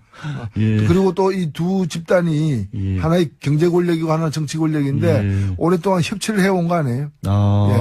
이 자유한국당 이 협치를 우리가 좀 학술용어로다가 정경유착이라고 부릅니다. 그게 그렇게 연결돼. 그리고 이 협치의 가장 잘못된 어떤 그 사건이 바로 박근혜 국정농단이 뭡니까? 자유한국당. 이라는 정치 권력과 그리고 정경련이라는 그 재벌 당신은 물론 새누리당이었습니다만은 그의 어떤 잘못된 만남 부적절한 관계를 지속하다가 생긴 사고 아니에요. 그렇기 때문에 저는 자유한국당이 분명히 알아야 될 그 자유한국당의 오랜 고객 그리고 협치 관계 그 내연의 관계인 정경련 그 정경련이 국민들에 의해서 지금 해산 요구를 당하고 있거든요. 그런 마당에 이제 이 오랜 고객과의 관계를 끊어야 됩니다. 이 관계를 끊지 않는다면은 자유한국당도 정경련과 함께 해산당할 것이다. 협치가 여소야대 전국에 필요한 게 아니라 자유한국당과 지금 정경련이 재벌들이 해오고 있어요. 그러니까 국회를 이루고 있는 다른 정당들과 협치해야 되는데 자꾸 이제 정경련하고 협치하고 있는 거죠. 오늘 크게 한 수 배웠습니다. 지금 근데 이런 분위기에서 사실은 이제 정의당 같은 경우는 어쨌든 더불어민주당과 많이 그 결을 같이 하는 부분이 많이 나오고 있는데. 저희들은 그런 게 아니고요. 더불어민주당과 결을 같이 하는 게 아니라 국민의 상식과 결을 함께 합니다. 역시 노회찬 의원이십니다. 근데 이제 제가 여쭤보려겠던 게 왜 이런 말씀을 꺼냈냐면 그런데 자유당 어쨌든 정의당과 민주당이 있는데 캐스팅 보트를 결국 쥐게 된 게 양쪽에 이제 바른정당과 자유한국당이 있다 보니까 국민의당이란 말이에요. 근데 국민의당이 바깥에 공식적으로 내놓는 의견과 또 내부에 예를 들면 박지원 전 대표라든가 이런 분들의 목소리가 달라요. 이거는 어떻게 가야 될까요? 국민의당은. 저는 이번에 김상조 공정거래위원장 내정자에 대해서는 박지원 전 대표나 김성식 그 정책위 의장 이런 분들이 좀 국민들의 상식을 좀 반영하는 발언을 하고 계신 걸로 알고 있고요. 그분들이 상식이라는 거. 그리고 아직 이게 확정이 된 건 아니죠. 내일 그 의원총회를 다시 열어서 최종 결정하겠다고 하니까 제가 볼 땐 큰 문제가 없으리라. 오히려 국민의당도 통과를 시키리라는 쪽에 더 무게를 두고 계신 거네요, 그러면? 국민의 당이니까. 아, 그렇죠. 국민의당이라는 이름이 참 그러고 잘 지은 이름이에요. 국민의 뜻을 제대로 받들기 무거운 이름이죠. 무거운 이름이죠. 예, 그렇습니다. 무거운 이름이죠. 예. 굉장히. 알겠습니다. 만약에요. 지금 사실은 공정거래위원장 같은 경우에는 국회에서 인준 안 해도 청와대가 마음을 먹으면 임명할 수 있는 자리 아니겠습니까? 문재인 대통령 어떤 선택을 할까요? 만약에 반대를 하더라도 혹시 이런 구조에서도 강행을 하실까요? 아니면은 뭐 조금 마음을 달리 먹거나 그렇게 나가실까요? 가야죠. 가야 된다. 예. 철로 위에 뭐가 있다고 해서 기차가 멈추지는 않습니다. 아니 그거 굉장히 무서운 얘기처럼도 들리는데요. 아니 이 저는. 경우에는 그냥 가야 되는 거고요. 예. 지금 제가 볼 땐 자유한국당도 과거에 자기들도 그랬지만 이번 경우에 그 임명을 할 거라는 걸 알고 있어요. 다만 특히나 이제 공정거래위원장이고 재벌을 예. 단속하는 부분이니까 예. 여기 좀 여러 가지 이제 좀 오물을 투척하고 싶은 그런 생각에서 지고 있는 거죠. 예, 아, 제가 인터뷰를 사실 처음 해봐서 막상 들을 때보다도 직접 들으니까 더 참, 예, 세네요. 아니요, 저는 뭐, 사회 구사하는 단어가 몇 개 안 되다 보니까 생활적 용어가 많습니다. 알겠습니다. 내일요, 이제 사실 다른 분들도 청문회가 계속 이루어지지 않습니까? 뭐, 김희수 헌법재판소장 후보자, 김동연 경제부총리, 또 강경화 외교부 장관 네. 후보자, 이런 분들 인사청문회가 내일부터 줄줄이 열리는데, 특히 강경화 후보자 같은 경우에 많이들 지적들 하는 것 같아요. 일부 언론이라든가 아니면 특히 뭐 자유한국당에서도 그렇고 뭐 바른정당이나 국민의당도 마찬가지고 강경화 후보자에 대한 전망은 어떻게 혹시 보고 계세요? 제가 볼 때는요, 앞으로 이제 장관들이 지금 겨우 뭐 실제 국무위원은 몇 사람 내정 안 되지 않았습니까? 예, 예. 이제 뭐 정치인들 몇 분이 계시고요. 제가 볼 때는 수가 적어서 그렇지 수가 앞으로 더 이게 청문회 대상인 예. 분들이 더 많이 발표가 되면은 좀 다양한 어떤 문제 제기들이 이루어질 거예요.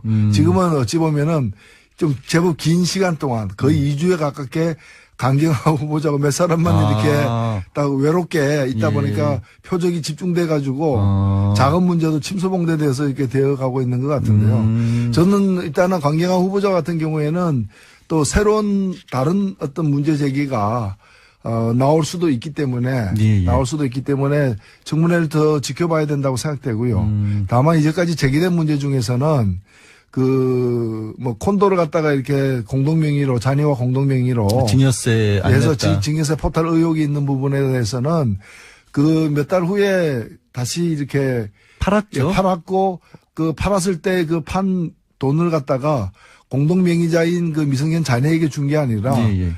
그냥 이제 아버지가 가져간 거기 때문에 애초에 돈을 낸 것도 아버지였고 예. 판 뒤에도 다 아버지가 회수했고 그러니까 그렇죠. 이제 정의가 아닌 거 정의 행위가 그렇죠. 없었던 거고 뭐 자유한국당은 문제 제기를 따르더라도 뭐 이 정의사 포탈 미수범 포탈 하려다가 의사가 없었지만 하려다가 아니, 미수에 그친 미수가 아니죠. 이제 의사가 없었죠. 미수도 의사가 없으니까 예. 미수는 아닌데 예. 하도 의사가 있었다고 주장을 하니까 하여튼 정의는 실현되지 않았던 것이기 예. 때문에 원인 무효가 된 셈이라고 보고요. 예. 문제 제기의 원인이 무효됐다고 보고 예. 그다음에 학교 이화 가기 위해서 여고. 이제 이화여고 가기 위해서 소위 위장 전입했다는 부분에 대해서는 좀 납득 안 가는 부분이 있어요. 저는 예. 왜냐하면은 당시 이화여고는 그 학교 가기 위해서는 그 동네 살아야 되는 학교가 아니었거든요.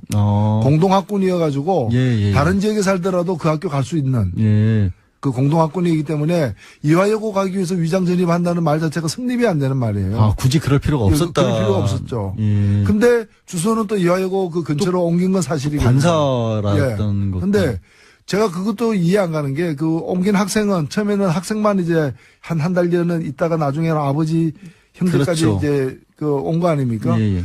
그런데 그 학생은 미성년이잖아요. 미성년은 세대를 구성할 수 없으니까 세대주 전입이 안 되거든요. 그렇죠. 그럼 다른 사람의 다른 세대주의 동거인으로 들어갔다는 얘기인데 예. 그럼 그건 누구인지 그리고 그런 편의는 왜 봐줬는지에 대해서 좀 소상하게 해명을 하면은 큰 문제가 없지 않겠는가. 네. 저는 뭐 이렇게 생각합니다. 이제 대표님 표현을 빌자면 이제 협치 관계에 있고 고객의 만족을 위해서 자유한국당은 목소리를 크게 내고 있을 뿐 해명이 제대로 되면 큰 문제가 없을 수 있다라고 보시는. 그리고 오히려 자유한국당의 사실은 제가 뭐 넘겨짚으면은 정통 외교부 관리가 아닌 어떤 강점과 장점도 있지만 예. 또 뭐 이 4강과 직접 이렇게 다뤄보지 않은 4강 4대 강국을 직접 다뤄보지 않은 이제 주로 유엔에서 다자간 협정이나 인권 문제에 치중했던 전문가이기 때문에 4강 외교를 제대로 할 수 있는가라는 문제 제기가 보수 일각에서 있어요. 그러면 그런 걸 가지고 외교와 관련된 여러 가지 노선이라거나 정책적 준비라거나 이런 걸 갖다가 검증하는데 능력 검증을 해야지. 심혈을 기울여야지. 좀 엉뚱한 데 자꾸 파고 있는 거 아니냐. 보수 세력으로서도 직무를 유기하고 있다. 저는 그렇게 생각합니다. 알겠습니다. 지금 또 어제 이제 문재인 정부가 계속해서 강조해 왔던 일자리 관련돼서 그러니까 내일 추가 경정 예산안 11조 2천억 원 가량을 국회에 제출하겠다고 밝혔습니다. 이렇게 11조를 들여서 11만 개 일자리를 만들겠다는 게 이제 핵심이겠죠. 여기에 대한 정의당의 평가는 어떻습니까? 예. 뭐 저희들은 뭐 절반은 좀 긍정적으로 평가를 하고 또 절반은 과거의 추경 편성의 어떤 한계를 답습한 부분도 없지 않다는 좀 그런 따끔한 말씀도 드리고 싶은데요. 우선 일자리 중심으로 이렇게 추경을 편성한 것은 굉장히 높게 평가할 만하다고 보고요. 두 번째는 뭔가면은 새로운 어떤 재원을 갖다가 국민의 이제 채권을 발행한다거나 해서 국민의 어떤 재정적 부담을 늘리면서 그걸 재원으로 추경을 편성한 게 아니라 남는 돈. 기존 세수가 많이 있다. 세수가 늘어난 것 등을 가지고서 그 한계 내에서 이제 편성했다는 점에서는 평가할 만하다. 이렇게 생각이 되고요. 다만 이제 일자리 문제는 이제 나중에 아마 이거 다 논란이 될 것이기 때문에 제가 말씀을 드립니다만은 실제 공무원 일자리 늘린 거는 12,000개밖에 안 돼요. 그렇죠, 사실. 그리고 왜 공무원 일자리 늘리냐라고 볼멘소리 하는 그 정치 세력들도 있는데 이 일자리가 공무원 중에도 소방관, 교사, 경찰, 고사. 안 그래도 국민들의 어떤 편익을 위해서 하는 일자리이기 때문에 이거는 다른 나라에 비해서도 우리가 공무원 전체도 그렇지만 이런 유의 공무원 수가 절대 부족입니다. 이게 다 국민들의 안전하고 관계되는 부분이고 편익하고 관계되는 부분이거든요. 그래서 이걸 늘린 것 자체는 전혀 문제가 되지 않는다고 보고 다만 이제 이런 해마다 예산에 들어가는 고정 일자리는 12,000개밖에 안 돼요. 근데 그 12,000개밖에 안 된다고 하셨지만 그래도 자유한국당에서는 또 이거 12,000개 늘려놓으면 계속해서 돈 들어가야 되는 거 아니냐, 세금 들어가야 되는 거 아니냐. 이거 12,000개 늘려놓고 계속해서 돈을 넣어야 됩니다. 돈을 넣어야 된다. 그럼 이제 우리가 지금 인구 10만 명당 공무원 비율이라거나 이런 거 보면은 현저히 떨어지거든요. 경찰도 현저히 떨어지고 그러니까 여러 가지 사건 사고도 많은 거 아니겠습니까? 그래서 국민의 안전 비용이기 때문에 세금 걷어가지고 미르재단 만들고 이런 거 할 게 아니라 바로 이런 데 써야 되는 것이죠. 알겠습니다. 좀 시간이 많이 남지 않아서요. 다른 당 상황 계속 자유한국당 얘기를 좀 해오긴 했습니다만은 사실은 홍준표 전 경남지사 공항에서 돌아오는 장면 보셨죠? 그 많은 지지자들까지 모아서. 그런데 막상 또 자기 자유한국당 내에 대해서는 뭐 바퀴벌레 뭐 이렇게 얘기를 했기 때문에 당권 도전을 하는 홍준표 지사에 대해서 뭐 반대에 있는 홍문정 의원은 잠이 안 올 지경이다라는 식으로까지 불편한 심기도 드러내고 있어서 홍대 비용이다는 얘기가 나오고 있는데 홍 전 지사 당권 장악 가능할까요? 홍준표 지사의. 그 자유한국당이 결정하는 문제죠. 문제고 뭐 별다른 그 당권 장악할 만한 자격과 능력이 있느냐의 문제와 또 한국 보수를 대변할 수 있는 분이냐의 문제와 그다음에 그 내 경쟁자가 있느냐의 문제는 딴 문제이기 때문에 어찌 보면은 그 문제가 이제 많죠. 잠에 안 온 분도 계실 정도니까. 그런데 그 내 다른 경쟁자가 없으면 또 되지 않겠습니까? 어찌 보면은 자유한국당의 어떤 철학과 정신과 가치관, 윤리 이 모든 걸 갖다가 가장 잘 보여주고 있는 인물인 것은 분명하다. 이렇게 생각합니다. 그게 분명하게 보여주고 있는 분이라고 생각을 하세요? 자유한국당이 원래 그런 당이에요.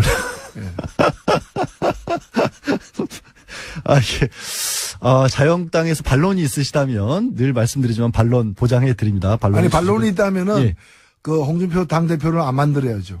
반론이 있으면 홍준표를 당대표로 만들지 마라, 홍준표 지사를. 명쾌하게 정리를 이렇게 해주셨습니다.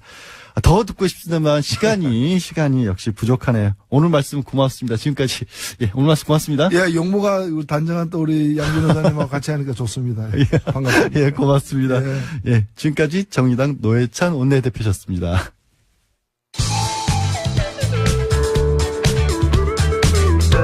뻔한 시사는 아무 데서나 들을 수 있습니다. 다른 뉴스 김어준의 뉴스 공장.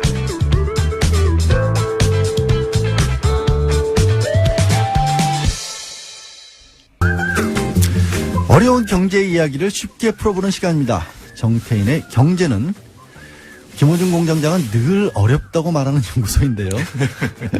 칼폴라니 사회경제연구소 정태인 소장님 나와주셨습니다. 안녕하세요. 반갑습니다. 네, 안녕하세요. 예, 오랜만에 뵙습니다. 네네네. 이게 급조한 질문을 작가들이 만들었습니다. 예. 노회찬 의원님에 이어서 소장님께도 여쭤봐달라는데, 소장님은 김어준 공장장하고 언제 처음 만나셨는지, 그리고 김어준의 첫인상은 어땠는지. 1999년인가 2000년에 만났을 거예요. 꽤 오래되셨네요. 예, 제가 그때는 MBC 미디어 비평에서 예.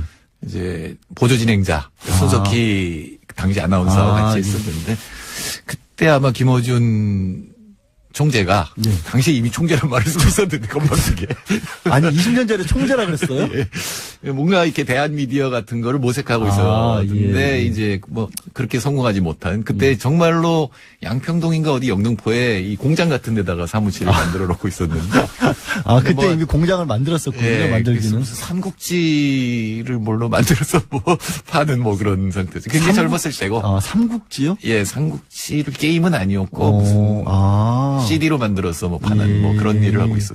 아까 노회찬 의원은 충격적인 말씀을 하신 게 네. 지금 외모가 굉장히 좋아진 거라는 얘기를 하셨는데 그때 외모는 어땠나요? 그때는 수염 안 길렀지. 그리고 좀 말랐었고. 그러면 수염을 안 기르고 마른 뭐 외모보다 저는 잘 모르겠어요. 그때가 나은지 지금이 나은지 뭐 다 비슷비슷하죠. 뭐 그때나 지금. 그렇죠. 달라봐야 얼마나 다르겠어요.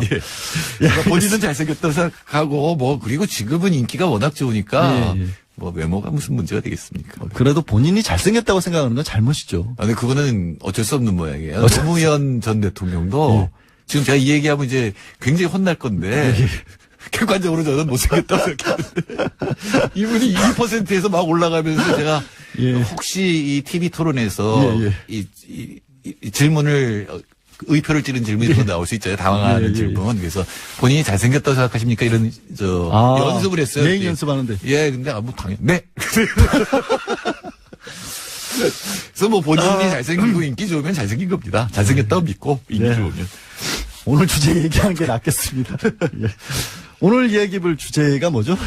예, 오늘은, 실제 현재 경제 상황하고, 그거에 대한 대책으로 제이노믹스에 입각한 일자리 대책 이런 것들을 내놨는데, 그게 과연 적절한지, 그리고 현재 상황이 얼마나 나쁜지 이런 얘기를 좀 해봐요. 사실은 지금 상당히 저는 안보나 경제 양쪽에서 나아졌다는 생각을 했거든요. 사실 대선할 때는 이거 대통령 왜 하려고 그러나 이 사람들이. 이렇게 경제 안보 동시 위기인데, 근데 안보는 조금 풀려가고 있는 것 같아요. 예, 그러니까 치킨 게임은 끝나가고 이제 대화 국면으로 가는 것 같아요. 근데 보통 대화 국면으로 가면 2, 3년은 이제 협상하거든요. 그렇죠. 예, 2, 3년간 여유가 좀 생길 편이에요. 물론 안정적으로 가는 거죠. 사드 문제를 어떻게 해결하느냐가 이제 한중 관계에서 굉장히 중요한 문제일 텐데.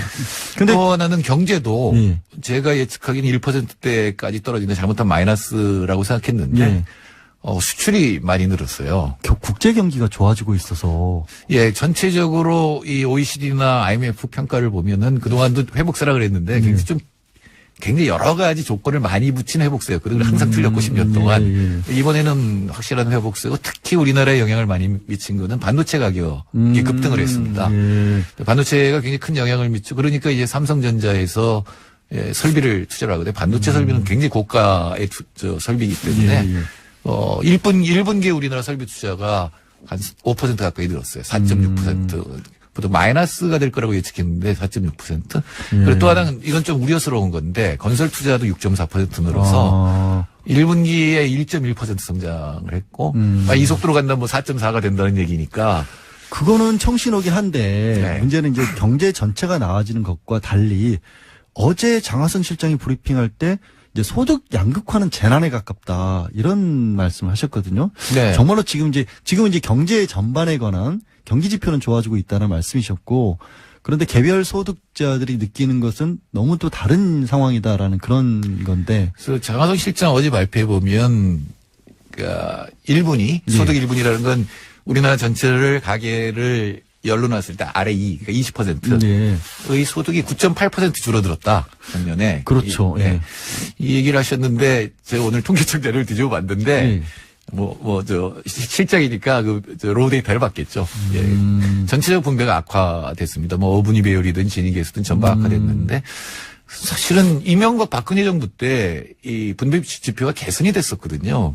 그래요? 예, 그래서 학자들이 이게 왜 이런가 봤더니 당시에 이제 자영업이 많이 늘어나고 그다음에 할아버지들이 일을 하기 시작했습니다. 과거 일 안 하던 분들이 고령화 시대가 되다 보니까 네, 근데 또 경기도 나빠지니까 이제 일을 하는 게 있었고 40, 50대 주부들이 많이 이제 취업을 그러니까 비정규직으로 취업을 해서 그때가 늘었는데 근데 그거는 살기가 어려워져서 일자리에 그래도 이제 나섰던 거잖아요. 하위에서 이제 취업을 하고 거기 소득이 늘어나니까 분배 지표가 개선이 됐는데 이번에 급작스럽게 나빠진 거는 자영업 자체가 문제가 되면서 자영업 고용원이 줄어들고 그다음 지금 구조조정하잖아요. 그러니까 대기업들이 이제 무너지니까 하청 기업들이 무너지면서 지금 이제 하위 20%가 9.8% 줄어드니까 전반적으로 소득이 나빠졌죠. 근데 더 문제는 우리나라는 상당히 자산 분배라든가 소득 분배가 이 평등한 나라였습니다. 60년대에는 세계에서 가장 평등한 나라였고 농지 분배를 사실 장하성 실장이 지난 과거에 했던 말씀들을 봐도 80년대까지만 해도 대기업 중기업의 소득 차이라든가 급여 차이 같은 것도 크지 않았고 그때는 한 80%요. 88년까지 1차 하청과 대기업이 임금이 그러니까 대기업이 80% 정도였는데 지금은 거의 50%. 그러니까요. 그리고 90년대 중후반에 급격하게 그러니까 외환위기 이후에 급격하게 분배가 나빠져서 그러니까 세계에서 가장 평등한 나라에서 짧은 기간 동안 불과 20년 동안 세계에서 가장 불평등한 굉장히 나라가 불평등한 나라서 그래서 아마 모두 느끼실 거예요. 나이가 좀 드신 분들은 90년대 중반까지 뭔가 살만했는데 지금은 굉장히 살기 어려워졌고 특히 청년층은 아무리 봐도 위로 올라갈 사닥다리를 올라갈 이런 비전이 안 보이니까 이제 흑수저 금수저라든가 헬조선 얘기가 나오는 거죠. 이것이 빨리 시작하지 못하면 장하성 실장 말대로 구조적인 문제로 고착화가 되면 이제 그다음에 정말로 문제가 되거든요. 그래서 장하성 실장은 그런 부분을 이제 해법으로 제시를 한 게 이른바 소득 주도 성장. 이게 이제 과거 지난 정권에서는 기업이 잘 되면 아래도 잘 될 것이다 해서 낙수 효과를 얘기를 했는데 소득 주도 성장은 분수 효과, 밑에서부터 물을 끌어올리는 효과라고 그렇게 비유를 하시더라고요. 그렇죠. 이게 구체적으로는 어떻게 하시겠다는 겁니까? 그러니까 조금 전에 말씀드린 것처럼 하위 20%가 마이너스가 되면 소비가 마이너스가 될 거 아니에요. 그러니까 사실은 가난한 사람들, 보통 사람들은 돈이 없어서 못 써요. 부자들은 돈 쓸 데가 없어서 못 써요. 그래서 우리나라에 돈은 있는데 그러니까 돈 쓸 데가 없다는 건 투자가 안 되고 있다는 얘기죠. 그러니까 보통 사람들은 돈이 없으니까 특히 가계부채에 눌려서 소비가 못 늘어나잖아요. 근데 지금 돈은 있거든요. 그 돈이 처음부터 시장에서 임금을 더 많이 받는 방식으로 가난한 사람들이 더 많이 돈을 받게 하든가 아니면 시장에서 분배가 끝난 다음에 세금을 통해서 복지로, 이 재분배죠. 복지로 다시 소득을 늘려줘서 이분들의 소비가 늘어나게 되면 당연히 가난한 사람은 100% 쓰거든요.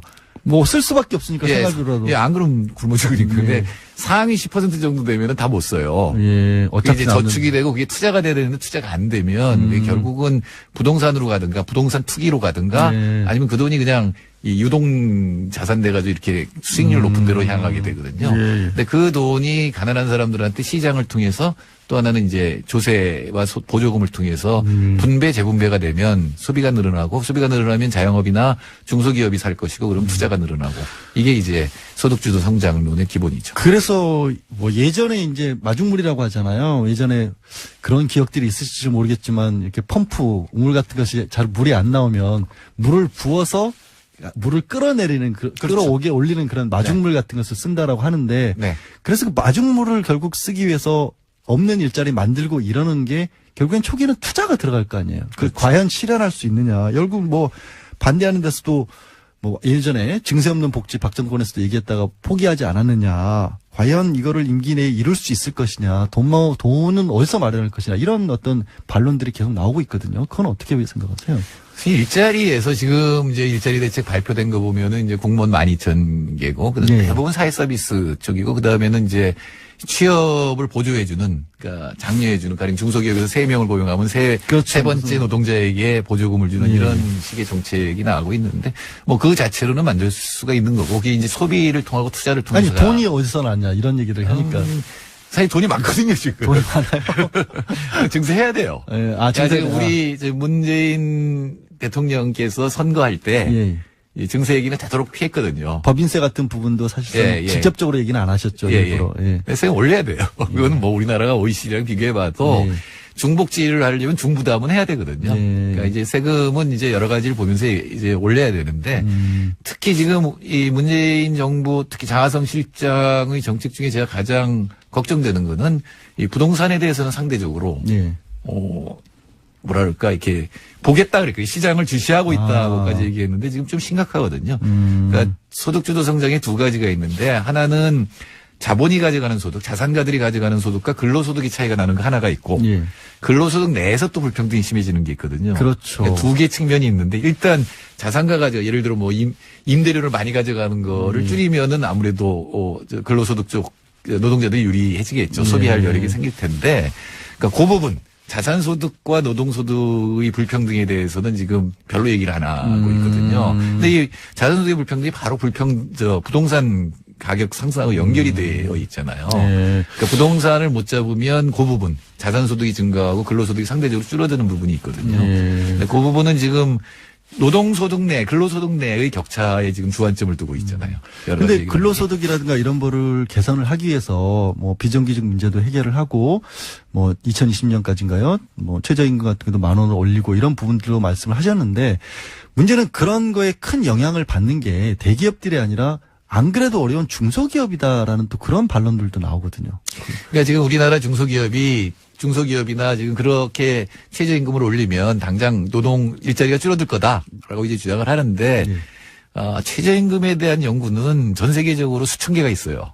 근데 대부분의 연구는 거의 99%는 일자리에 변화가 없다 합니다. 늘어나는 것도 아니고 줄어드는 것도 아니고. 그래요? 예, 별로 변화가 없어요. 여태까지 변화가 없고 이제 그러니까 그 생산성 향상을 통해서 흡수를 하는 쪽으로 되는데 근데 분명히 프랜차이즈 우리 뭐라 그러죠? 자영업 같은 거, 영세업체 같은 거. 그러니까 편의점이라든가 아니면 하청 기업은 문제가 될 수 있고 하청 5차청까지 가면 진짜 문제가 될 텐데. 그러니까요. 그게 사실 장 실장도 얘기를 했지만 그 위에 경제민주화 부분이 있는 거다. 지금 이 편의점 위에서 아무것도 안 하면서 가져가는 돈들이 있잖아요. 사실 편의점을 24시간 할 이유가 뭐가 있어요.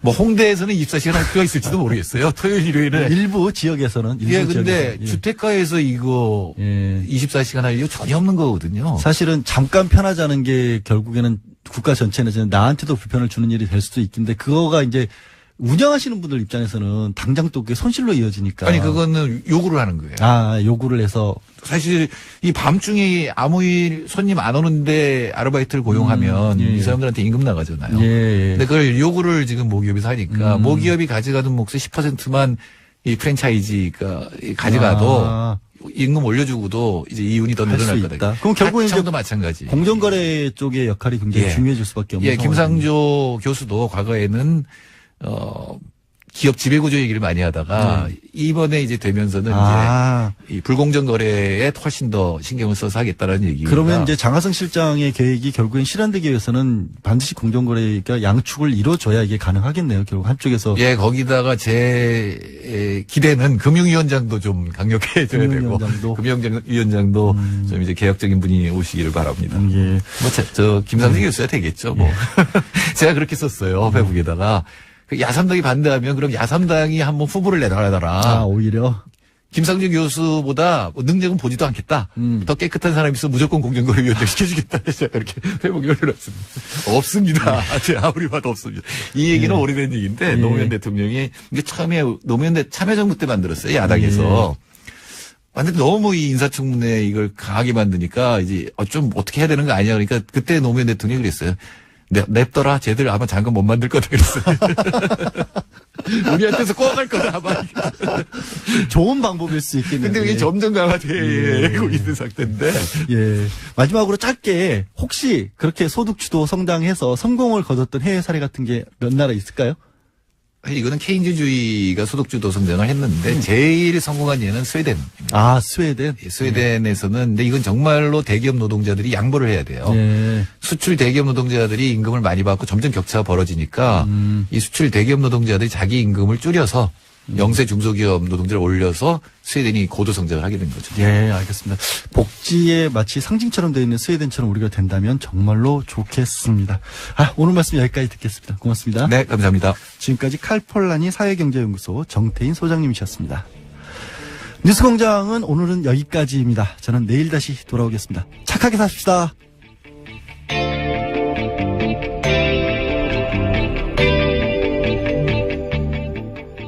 황대행이라도 이 새 정부에 이거를 알려줬어야 하는가 하는 생각까지도 드는데.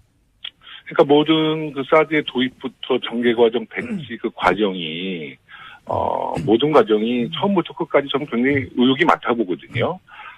특히 그 많은 불법을 저지르면서 그 대선 2016년도 당시만 해도 2017년도 연말에 배치하겠다는 사드를 그 대선 전국, 조기 대선 전국과 맞춰서 올 4월 달에 그 알박기식으로 배치하지 않았습니까? 예. 그런 과정에 대해서 당당하지도 못하고 떳떳하지도 못했던 것이죠. 그러니까 조직적으로 이것을 은폐해서 좀 축소하려는 그런 그 입장이었던 것 같아요. 예, 알겠습니다. 네. 또 한 가지 더 놀라웠던 게 국방부가 사드 환경 영향평가를 회피하려고 이게 뭐 부지를 이상한 모양으로 쪼개서 제공을 했다. 그런 뉴스도 나왔네요. 그거 보셨습니까? 네, 맞습니다. 네, 그렇습니다. 근데 그 환경영향평가 문제는 사실 어제 오늘 일이 아니고요. 저희가 야당 시절에도 국회에서 환경영향평가 회피하지 말고 그거 당당하게 받아라. 제가 긴급 현안 질문, 국회 긴급 현안 질문에서도 한민국 국방부 장관께 직접 제가 질의했었거든요. 예. 그 환경영향평가를 받을 것이냐. 예. 받겠다고 또 그랬어요. 그 당시에. 그리고 환경부랑 협의하고 있다고 했는데, 예. 그 다음 날 제가 환경부에 자료 요청을 했더니, 국방부와는 환경영향평가에 대한 협의는 전혀 없었다라는 또 입장을 제가 들었어요. 그러니 얼마나 국회를 정말 기만하고 국민은 지금 다 속인 거죠. 예. 그러니까 그거를 이제 정규 환경 영향 평가가 아니라 간이한 방법으로 받으려고 부지 규모를 축소해 버렸다라는 게 결국 이제 결론이었던 거니까 그래서 이제 의원님께도 제대로 보고가 안 된 걸로 보이는데. 아니요. 제가 그때 질의 때도 전략 영향 환경 평가라는 얘기를 분명히 했고요. 예. 그 롯데 성주 골프장도 그렇습니다. 원래는 이제 부지를 공유했을 때 현금 보상을 해주게 돼 있거든요. 예. 근데 지금 이 롯데 측의 그 성주 골프장과 토지 막교환이라는 아주 이례적인 방법을 썼잖아요. 예. 그것도 결국은 그 국회 비준을 받지 않기 위한 하나의 편법이에요. 네, 지금 33방 제곱미터 그것도 소규모 환경 영향 평가를 받기 위한 하나의 편법이었거든요. 예. 그것 자체가 이미 편법이었다라는 건데 더 그러니까 모든 과정이 편법이었죠. 예. 어쨌든 그러면 정부는 다시 규정대로 원래대로 환경 영향 평가 하겠다 이런 방침이지 않습니까? 네. 그러면 그렇습니다. 이렇게 되면은 미국하고 합의된 어떤 최소한 원래 올해 12월까지 합의를 한다고 하더라도 그것조차도 이게 어그러지게 되는 상황 아닌가요? 그럼 어떻게 돼야 될까요? 네, 조금 이제 절차상의 좀 문제는 있지만 이제 이 문제는 사실 외교적인 문제보다는 우리 대통령께서 국내법 위반에 대한 것에 대한 문제 제기이기 때문에 미국에서도 저는 지금 이런 절차 과정에 대해서는 특별히 문제를 삼을 것 같지는 않아요. 왜냐하면 이제 미국이라는 나라가 민주주의가 굉장히 성숙한 나라이기 때문에 이런 민주적인 절차와 과정을 밟는다는 것은 아마 우리의 입장을 굉장히 존중해 줄 것이라 봅니다. 그런데도 불구하고 미국 측이 일단 표현은 그냥 이해한다 정도로만 나왔거든요. 관련해서. 그러니까 이해한다는 게 외교적으로 봤었을 때는 그냥 알겠다. 좀 이렇게 딱히 지지한다 이런 또 표현은 아니다. 그래서 미국도 어쨌든 반갑게 받아들이는 상황은 아니다라는 분석들도 좀 하더라고요. 이거를. 하지만 어저께 제임스 시링 미국 국방부 미사일 방어국장도 아마 우리 정의용 청와대 국가안보실장 만나서 예. 한국 입장을 충분히 이해하고 신뢰한다라고 얘기했잖아요. 네, 또 신뢰한다는 말도 덧붙이긴 했죠. 네, 예. 저는 그것은 미국에서는 최대한 예의를 갖췄다고 봅니다. 왜냐하면 이제 사드라는 무기 체계가 이제 미국 무기 체계고 또 MD의 편입 과정이라 볼 수 있는데 아무리 우리의 입장을 존중한다 해도 미국이 지지한다, 응원한다라고 할 수 있는 입장은 아니죠. 예. 하지만 자국 내 이런 입장도 있으니까. 그렇죠. 하지만 이제 절차적인 우리 과정을 이해하고 신뢰한다는 것은 아마 미국 입장에서는 최대한 예의를 갖추고 그런 입장인 것 같아요. 예. 아주 걱정할 부분은 아닌 것 같습니다. 예. 네.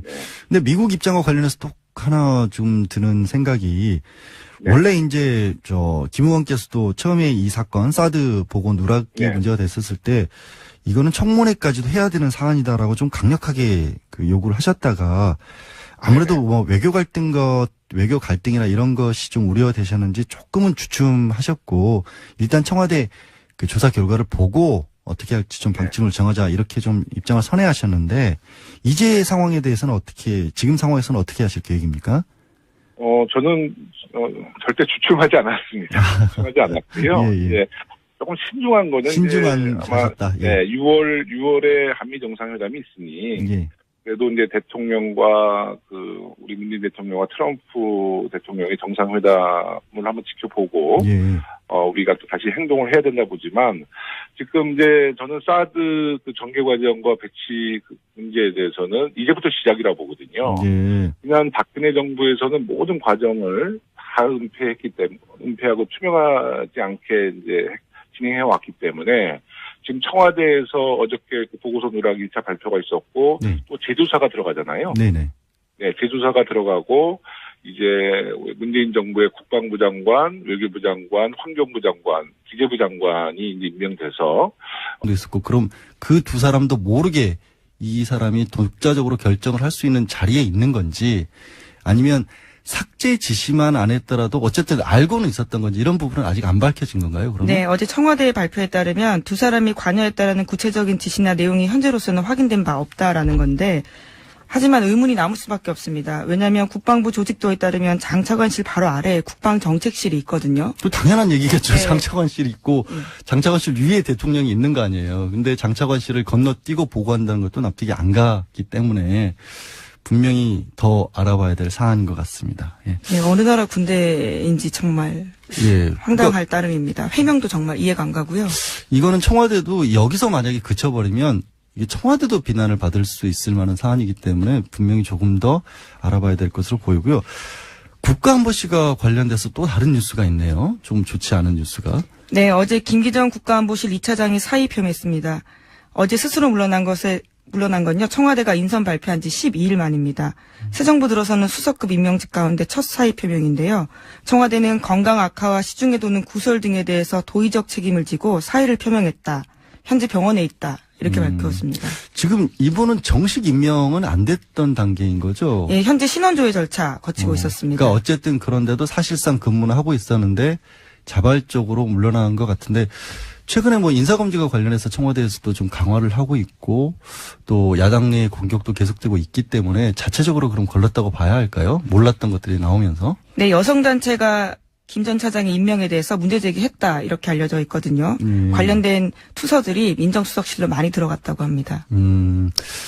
어쨌든 더 심각한 문제가 나오기 전에 자발적으로 물러나는 모양새를 갖췄다는 점은 다행이지만 앞으로는 조금 더 사전에 좀 철저하게 검증을 해서 임명하는 게 필요할 것으로 보이네요. 저 다음 뉴스는 최순실 재판에 관한 거죠? 네, 그렇습니다. 어제 K스포츠재단 부장인 노승일 씨가 박근혜 최순실 뇌물재판 증인으로 나왔습니다. 최순실 씨가 삼성 돈 먹으면 탈이 없다 이런 말을 했다고 최 씨 측근에게 들었다고 노승일 씨가 증언했습니다. 아까 제가 이제 오프닝 하면서 양지 생각으로도 이 말을 인용을 했는데 이게 무슨 뜻이에요? 왜 삼성 돈을 먹으면 탈이 없다라고 했다는 거예요? 예, 맥락을 보면요. 다른 데에서의 뇌물을 받아도 다 문제가 됐지만 삼성 같은 경우에는 철저하게 돈을 줬기 때문에 별 문제가 안 될 거다라는 전망을 했다라고 하는 겁니다. 그렇게 자신을 하면서 했다라는 거죠. 그리고 예. 이제 그 방법으로 결국에는 삼성이 썼다라는 게 정유라만 지원을 받는 게 아니라 다른 6명의 승마 선수와 같이 지원을 받는 것처럼 꾸몄기 때문에 그렇죠. 그래서 이제 삼성돈을 먹어도 탈이 안 날 것이다라고 했는데 그럼 왜 탈이 난 거예요? 정유라만 지원을 했거든요. 정유라만 실제로는요. 그렇게. 그러니까 최순실이 결국에는 너무 욕심을 부린 거네요. 본인도 삼성돈을 먹으면 탈이 안 날 거란 걸 알고 그리고 믿고 있다가 너무 믿었던 모양이네요. 네, 굉장히 삼성과의 속칭 협상 과정에서 최순실 씨가 계속해서 쪼았다고 합니다. 그러다 보니까 삼성이 굉장히 무리한 방식으로 직접 계좌에 돈을 쏘아주기도 하고 그런 과정에서 계속 무리가 일어나면서 꼬리를 밟힐 수밖에 없었던 겁니다. 참 어쨌거나 정말 우리 글로벌 기업 삼성에 굉장히 실망하는 분들이 많을 것 같고 저도 실망스럽고 이걸 어떻게 해야 될지 모르겠는데 어제 재판에서 또 새로운 증거도 나왔다면서요. 네, 그렇습니다. 노승일 씨 같은 경우에는 갑자기 최순실 씨 자필 메모 찍힌 5장의 사진 재판부에 제출했습니다. 네. 그거 가지고 특검과 박영수 변호인 쪽에서 승강이가 벌어지기도 했는데요. 사진에는 최순실 씨가 직접 작성한 예고협프 승마장 관계자들 명단, 연락처, 그리고 독일 사무실 구성 관련 지시, 독일 홈페이지 제작 관련 지시 이런 네. 것들이 있는데요. 최순실 씨 손글씨입니다. 근데 이게 왜 검찰에 그전에 조사를 받으면서 제출을 안 했는지 모르겠는데 아마 이걸 가지고 증거를 쓸 수 있다 없다 되게 다툼이 많이 있었을 것 같고요. 아까 이제 최순실 씨가 그렇게 얘기를 했다. 최순실 삼성돈을 먹어도 탈이 안 난다라고 노승일 부장이 얘기했잖아요.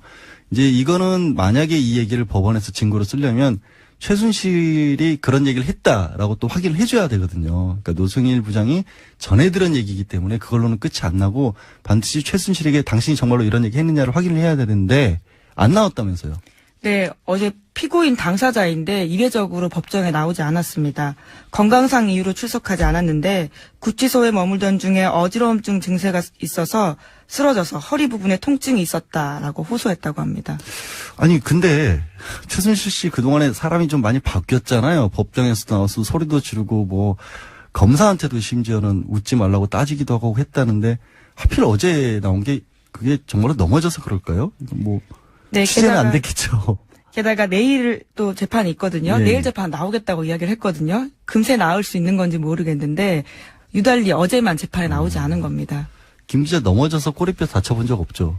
예, 요추 꼬리표 부분을 다치기가 쉽지 않은 것 같은데요. 하루 만에 낫지는 않아요. 절대로 제가 경험이 있는데 움직이기가 정말 힘들어요. 그게 만약에 움직이기 힘들 정도로 다친 거라면 절대로 하루 만에 낫지 않았는데 참 신기한 사람이네. 네, 그러다 보니까 현장 기자들 사이에서도요, 노승일 부장이 불편해서 안 나온 게 아니냐, 이런 이야기가 나오기도 했습니다. 아무래도 저격수 중에 저격수였기 때문에.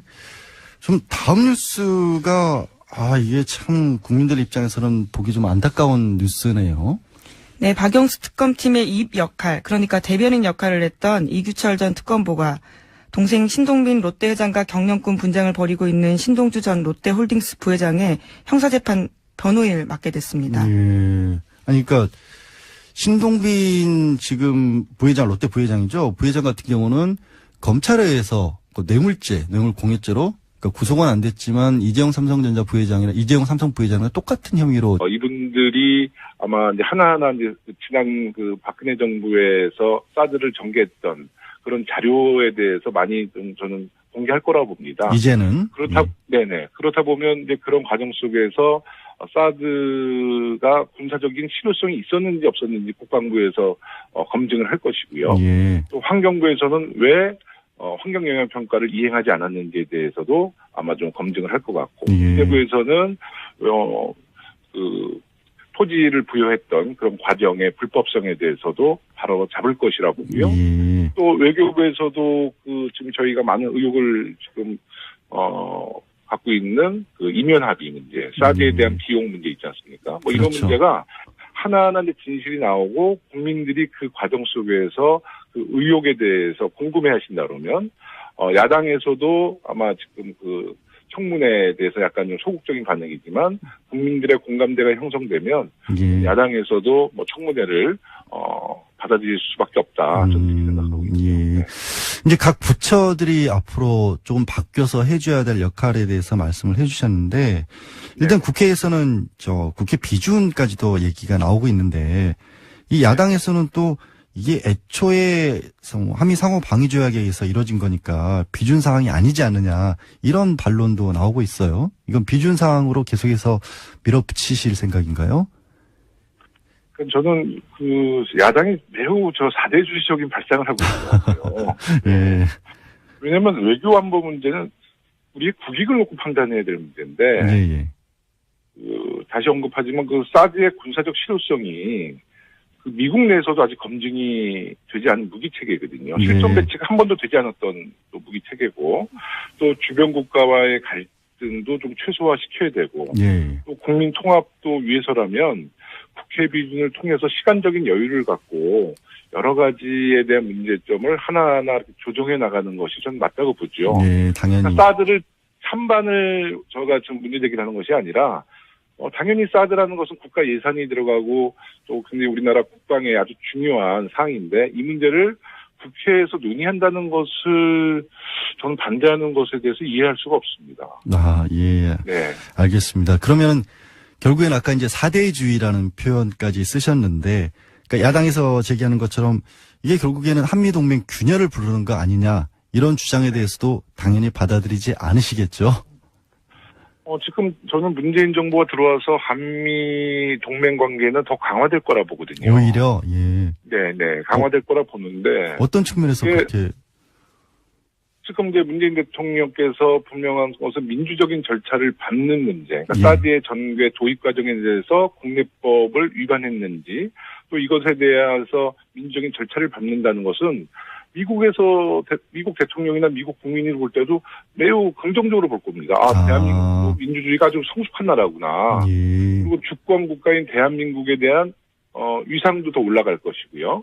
오히려 박근혜 정부에서 이 사드를 아주 졸속 배치하고 그런 것은 저는 미국 그 당시 오바마 정부에서도 굉장히 한국이란 나라는 그 어떤 절차와 민주적인 과정이 없는 나라라고 저는 아마 비아냥 가능성이 높다고 봐요. 네. 오히려 한국이라는 나라에 대한 신뢰도 같은 것들이 더 올라갈 수 있는 계기가 될 수 있을 것이다. 그럼요. 예, 그렇게 보시는 거군요. 그리고 문재인 대통령이 아마 정상회담 때도 많은 옵션을 가지고 외교적인 상상력을 최대한 동원해서 트럼프 대통령과 아마 정상회담을 통해서 저는 그 양국 간의 그 동맹 관계는 더 강화될 수 있다라고 저는 거의 확신합니다. 저도 그렇게 되기를 바라겠습니다. 정말로 그게 훨씬 더 우리 국익을 위해서나 또 한미 관계 많은 사람들이 우려하는 부분들을 불식시킬 수 있는 진정한 의미의 어떤 사드 배치가 될 수 있을 것 같은데요. 오늘 말씀은 여기까지 듣겠습니다. 고맙습니다. 예, 고맙습니다. 예, 지금까지 더불어민주당 김영호 의원이었습니다. 예, 지난 2일 제주에서 발견된 AI가 전염력이 아주 강한 고병원성인 것으로 확인됐습니다. 제주도는 24시간 비상근무 체제에 들어갔다고 하는데요. 원희룡 제주지사 연결해서 직접 얘기 들어보겠습니다. 지사님 안녕하세요. 네, 안녕하세요. 예, 걱정이 좀 많으시겠네요. 예, 우리 비상 상황입니다. 네. 예. 지난 2일에 최초로 의심 신고를 했던 게 이제 제주시 이호동에서 토종닭 7마리 그랬다가 정밀 검사를 한 결과 H5N8 이게 이제 고병원성 그러니까 병으로 드러날 가능성이 높은 AI로 확진이 됐지 않습니까? 네. 그래서 AI는 다른 것보다 초기 방역이 굉장히 중요하다고 하는데 확산을 막기 위한 조치는 어떤 것들을 하고 있고 또 현재의 살처분 현황은 어떤지 좀 정리해 주실 수 있을까요? 네. 이 닭이 제주에서 발병을 한 건 아니고요. 그 5월 20일 전으로 이미 그 군산에서 발병이 돼 있는 거를 전국적인 이동 제한이 풀리니까 제주의 그 소규모 농가가 군산에 가서 이걸 사왔어요. 그래서 5월 27일 날 이 재래시장에서 제주도 곳곳으로 몇 마리씩 팔려 나갔는데 그 폐사를 하다가 아무래도 이 농가에서 이상하다 그래서 6월 2일 날 신고가 돼서 최초로 우리 당국이 이제 알게 됐죠. 그래서 저희가 예비 검사를 해보니까 그날 저녁에 양성 반응이 나와서 확진은 어저께 나왔습니다. 6월 5일이지만 기다리면 이거는 확산될 수 있다 그래서 바로 6월 3일 날 어제 재판에서는 최순실이 삼성 돈을 먹으면 문제가 없다고 말했다는 증언까지 나왔습니다. 그렇게 그 돈 국민들 노후 자금인 국민연금까지 위험에 빠뜨리며 지켰습니까? 첨단 전자제품부터 사소한 먹거리까지 삼성의 손길이 닿지 않는 곳이 없는데 국민들은 고객이 아니라 호갱이었던 것이지 씁쓸합니다. 우리 사회에 어둠이 걷히기를 바라는 양지 생각입니다.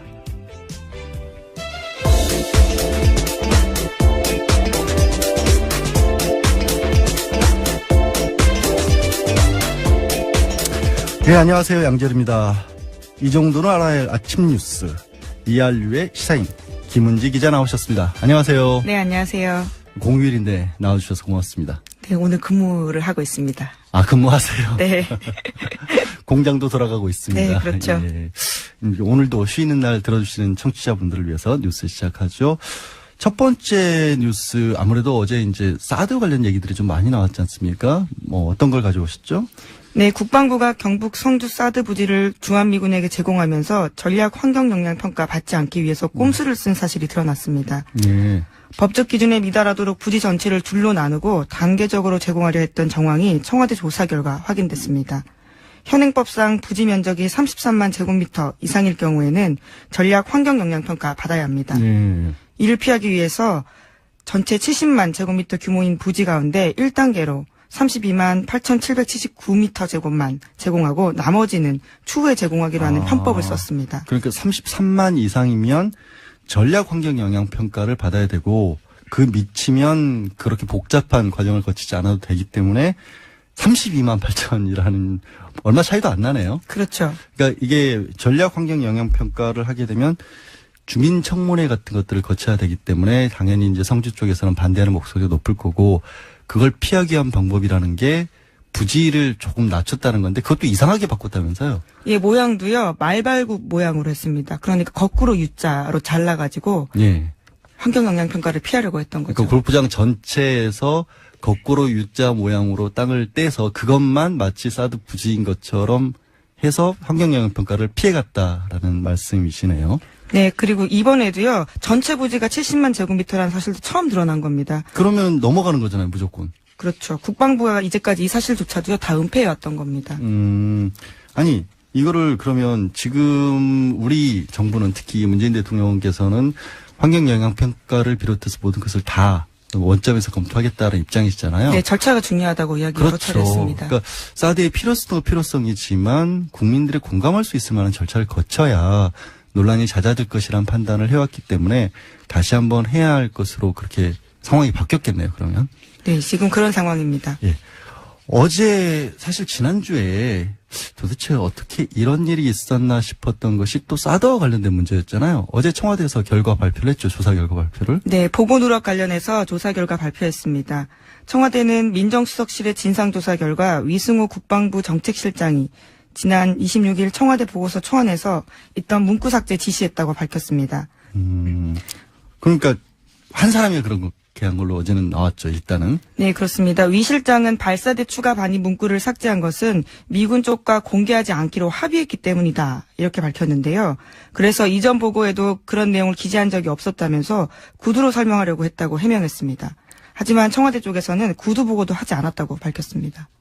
그러니까 미국하고 공개하지 않기로 합의를 했기 때문에 우리 대통령한테도 보고를 안 했다라면 이분은 어느 나라 국방정책실장인 거예요? 이게 황당한 해명입니다. 정말. 게다가 구두 보고도 안 했다라는 거는 그 얘기도 말이 안 되잖아요. 그러니까 서류로는 뭐 기록을 남기지 않기 위해서다라는 핑계는 있을지 모르겠지만 구두 보고도 하지 않았다라는 건데 이민을 보내드려야 되나? 예, 청와대는 국방부 직접 지휘 체계 선상에 있는 상위 기관이거든요. 예, 당연하게 해야 됩니다. 군 통수권자잖아요. 예. 제가 왜 갑자기 화가 나는 게 이 헌법에 보면 법률 단어 같지 않은 법률 단어들이 나오는데 국군의 의무에 대해서는 신성한 의무라는 표현을 씁니다. 그만큼 중요한 사안이고요. 또 군 통수권자는 대통령이라 분명히 명시가 되어 있기 때문에 대통령에게 보고를 안 하고 미국과 합의를 따랐다라고 한다면 이거는 더 여기서 청와대에서 1차 조사로 끝날 사안이 아닌 것 같은데 더 황당한 얘기가 있다면서 사실 이게 또 보고를 미국과 합의로 보고를 안 한 것도 아니라면서요. 다른 사람은 했다면서요. 네, 그렇습니다. 어제 청와대 고위 관계자가 밝히기를 국방부가 이전 정부에서는 국가안보실과 황교안 권한대행에게 사드 발사대 6기 반합을 다 보고했다고 합니다. 그런데 문재인 대통령 당선 이후에 삭제했는지 석연치 않다 이렇게 밝혔는데요. 그러니까 새 정부에 대한 기망 의도가 있었던 게 아니냐라고 의심할 수밖에 없는 상황입니다. 그런 부분들은 분명히 더 조사를 해야겠네요. 왜냐하면 그러면 황교안 권한대행이라던가 아니면 기존 국방안보실에서는 이거를 거기서라도 전달을 했었어야 된다는 얘기인데 거기서도 전달을 안 했고 새로운 보고가 올라올 때는 누락을 시켰고 이거는 뭔가 의도성이 분명히 있다고 생각이 들 수밖에 없는데 어떻게 왜 그 부분은 아직 안 나온 거죠 그러면? 네, 관련해서 윤영찬 수석이 어제 밝히기로는요. 해당 부처에서 자체적으로 조사하거나 해당 부처가 필요하면 감사원에 직무감찰 요청하겠다라는 겁니다. 일단 청와대에서는 여기까지만 이제 조사를 하고 네. 감사원이나 군 감찰로 자체적으로 넘기겠다라는 얘기인데 군 감찰이 가능할까요 이게?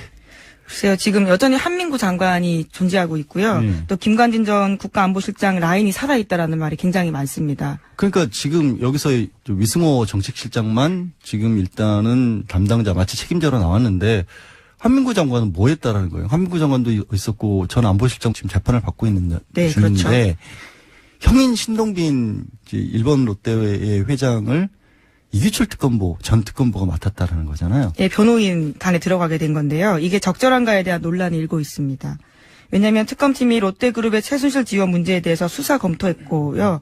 그리고 또 이른바 뇌물공여 혐의 수사 대상으로서 삼성, SK, 롯데에 들어가 있었습니다. 그러다 보니까 내부 사정 잘 알고 있었던 게 아니냐라는 의혹이 나오고 있는 겁니다. 근데 일단 혐의 자체는 다르긴 합니다. 형인 신동주가 받고 있는 혐의가 동생과는 다르긴 한 게 네, 횡령 혐의입니다. 그러니까 지난번에 롯데가 경영권 분쟁을 벌이면서 이제 동생이 형한테 실제로 일본에서만 있고 한국 내 롯데는 관여도 안 했는데도 불구하고 1년에 한 40억 원 가량을 급여로 줬기 때문에 이게 횡령이 되는 게 아니냐라는 식으로 검찰에서 보고 기소를 한 거라서 정확하게 겹치는 사건은 아니지만 어쨌든 국민들 보기에는 지금 때가 때이고 워낙 이규철 특검보가 정말 화제가 됐었잖아요. 네, 굉장히 인기의 중심이었죠. 그러니까요. 뭐 패션 같은 것들이 소개될 정도였기 때문에 저도 변호사라서 이제 뭐 약간 사정을 뭐 설명을 해드리고 싶긴 합니다만 국민들 보기에는 부적절하다는 것만은 어쩔 수가 없고 조금 더 신중하셨으면 어땠을까 하는 생각이 듭니다. 어제 세월호에서도 또 뉴스가 전해졌죠. 네, 세월호 현장 수습본부는 옷과 구명조끼를 입은 상태에서 유해를 유전자 감식한 결과 일반인 미수습자 이용숙 씨를 확인했다고 밝혔습니다.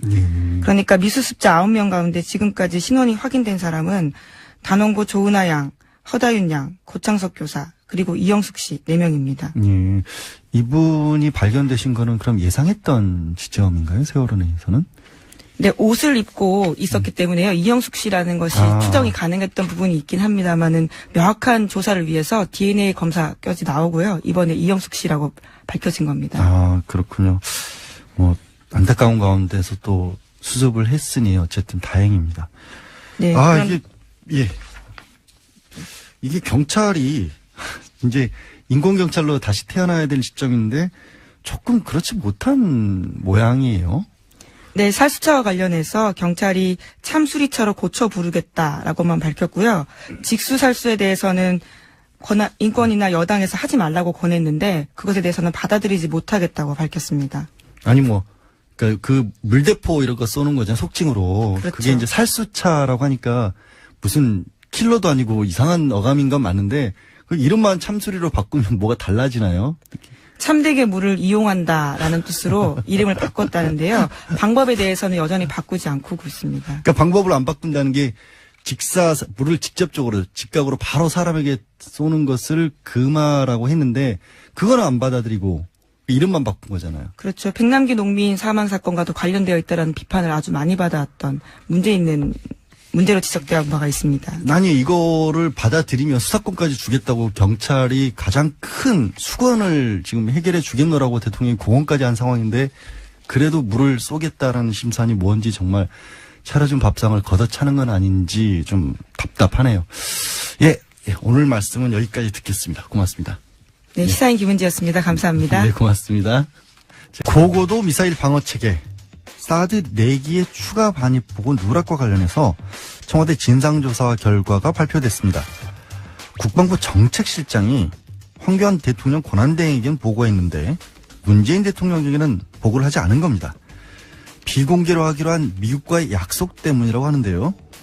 사드 특히 간사를 맡고 있죠. 더불어민주당 김영호 의원 연결돼 있습니다. 의원님 안녕하세요. 예, 안녕하세요. 예. 제가 방금 이제 청취자분들께 말씀드린 것처럼 이게 청와대 조사 결과가 결국에는 위승호 국방부 정책실장이 미군과 비공개하기로 약속을 했다. 그런 이유 때문에 사드 보고를 누락했고, 그런데 추가 반입 내용을 황교안 대통령 권한대행에게는 보고를 했다. 이렇게 확인이 됐지 않습니까?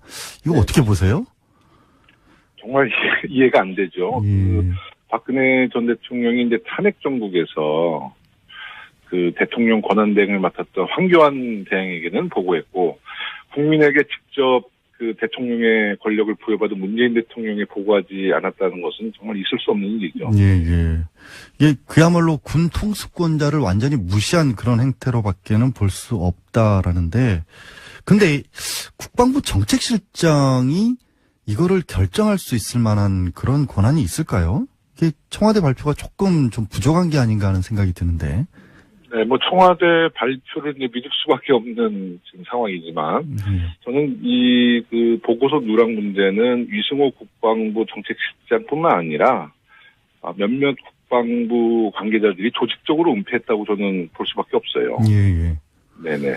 근데 이제 국방부 관계자들이 또 한민구 국방장관도 있고, 또 김관진 전 안보실장도 있고, 그 두 사람 사이에서도 누가 주도권이 있느냐 이런 얘기도 있는데, 일단은 뭐 두 사람 다 관련이 됐다고 보시는 걸까요? 아니면? 물론입니다. 예. 국방부라는 체계가 잘 아시다시피 상명하복의 체제인데, 만약에 김관진 전 안보실장과 한민구 국방부 장관이 그 보고서 내용을 몰랐다는 것도 문제잖아요. 그렇죠.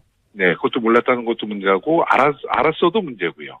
그러니까 이것은 매우 그 불순한 의도가 있지 않나 싶습니다. 네. 그러니까 몰랐다면 군 지휘 체계가 엉망이 됐다는 거고, 알고도 그냥 묵인했다면 역시 이것도 소극적인 집안 항명에 가까운 것이고, 그렇게 돼버리는 그렇습니다. 그런 선이고. 네네. 그럼 아니 저는 이제 의아한 게 황교안 권한대행에게 보고가 됐으면